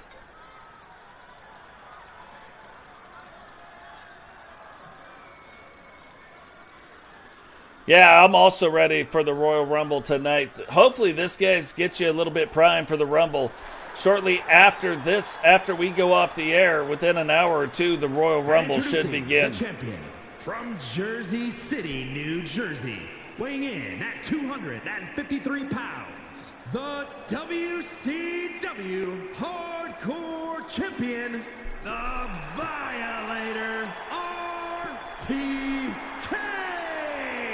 And you want to talk about, like, belts. Like, we've got some of the best belts in the business here in the WCW. Just look at the Hardcore title. We have a very unique United States title. We have the best-looking belt in all of the world.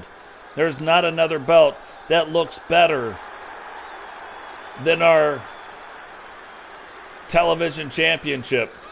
There just isn't. It has been a light heavyweight title, recently unified into the television title.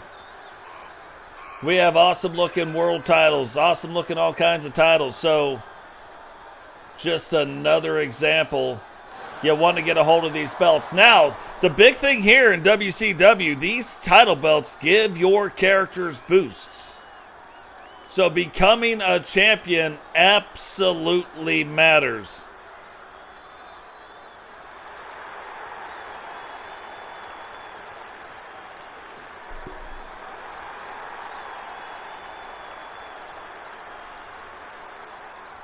Hey, after that accident though, that's pretty good that it's only going to take until St. Patrick's Day. Like,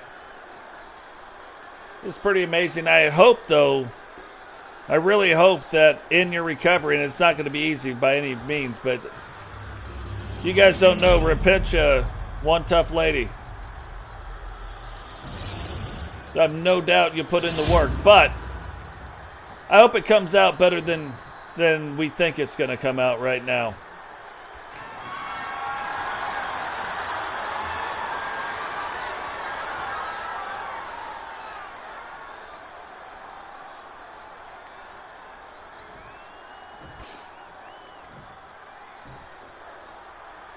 So here we go, 3-man elimination match, hardcore title on the line right here. 3 of the tougher competitors, and look at that little Three Stooges maneuver, little eye poke going on right there by JP, and because it's a hardcore match, anything goes. Savage now rolling out of the ring, but does he see this coming? No! Big flying shoulder block knocks Savage right into our announce table.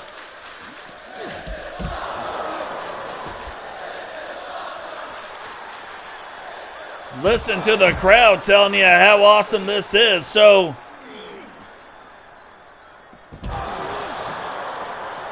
and look, the falls will count anywhere.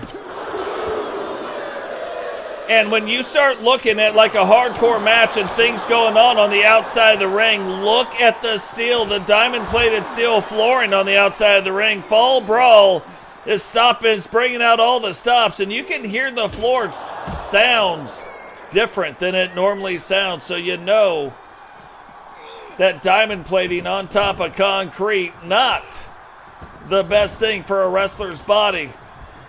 So you're going to see these guys wanting to stay inside a lot more. JP doing a little thing like, yeah, he hits R2K, but it breaks the hold of Jay Savage. And JP just lying back in wait. Probably didn't think Jay Savage was going to get up that fast. Savage, however, does get up that fast.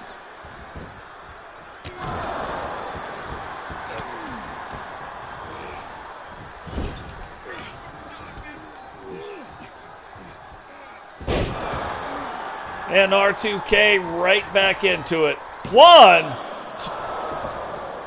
JP kicking out in one.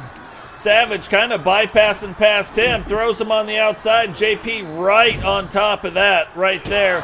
Getting Savage into the corner.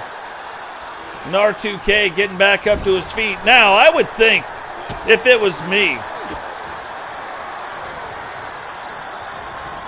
And this is JP's finisher. Hits Savage with it, hooks the leg. 1, 2, not even a 2 count. I was going to say we are very early in this match. Savage hasn't taken a lot of shots on the outside of the ring. But look, if it was me, I would probably step out of the ring a lot and let these two guys go after it. I would step in, do something here or there, and then step right back. So they would be like, oh, this guy's all up in this ring, in the thing, doing all the stuff, but I wouldn't be. You know what I mean? I would make them think that, but I would have them doing all the work.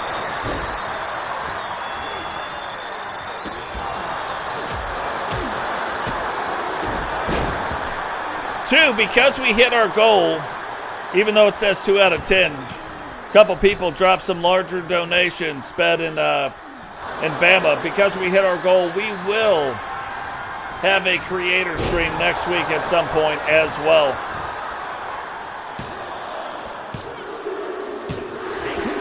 And look at that. It's like out of nowhere. R2K is like, let me show you the door.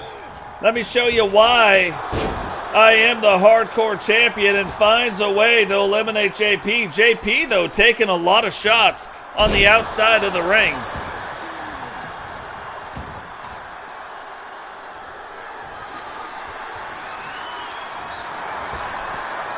But taking a lot of shots on the outside of the ring, which is why it ends up going down like that. Savage going, has the kendo stick. You can even hear the kendo stick. The wood against the metal sounds a lot different. Quite a big deal. Tonight very well could be the night Rowdy does get his title back, and this might be it. We might have a brand new hardcore champion. Just hit R2K right on the diamond-plated steel flooring with the tripletta. Hit him with the triple butterfly, and somehow R2K finds a way to kick out.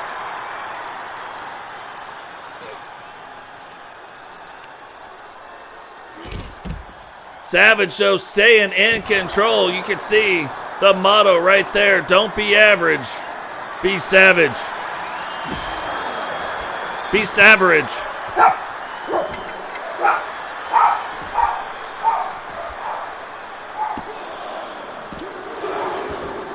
And again, finding a way to kick out. I always tell people, if you wonder why we're called the Bark Squad, just listen. You'll hear it.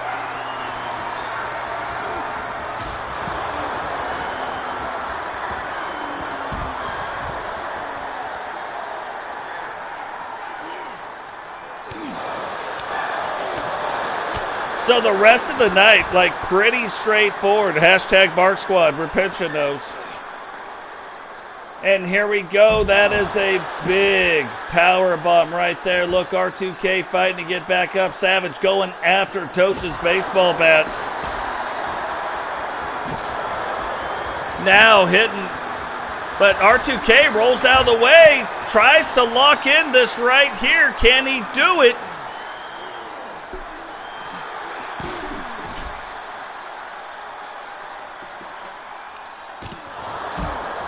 And R2K making the comeback, hooks the leg, and finds a way to kick out. But it looked like Jay Savage absolutely in control of the match. Can he survive this? Hooks it again. Did he retain? 2, 3, and Rated R2K eliminating both competitors to retain the hardcore title. Here is your winner, and still WCW Hardcore Champion, the Violator, RTK. So congratulations going out to Rated R2K. It looked like Jay Savage absolutely in control of what was getting ready to happen. It looked like he was going to be able to hold on to the win, but R2K showing you exactly why he is the hardcore champion, putting in the win. And now, again, we have seen the following contest is scheduled for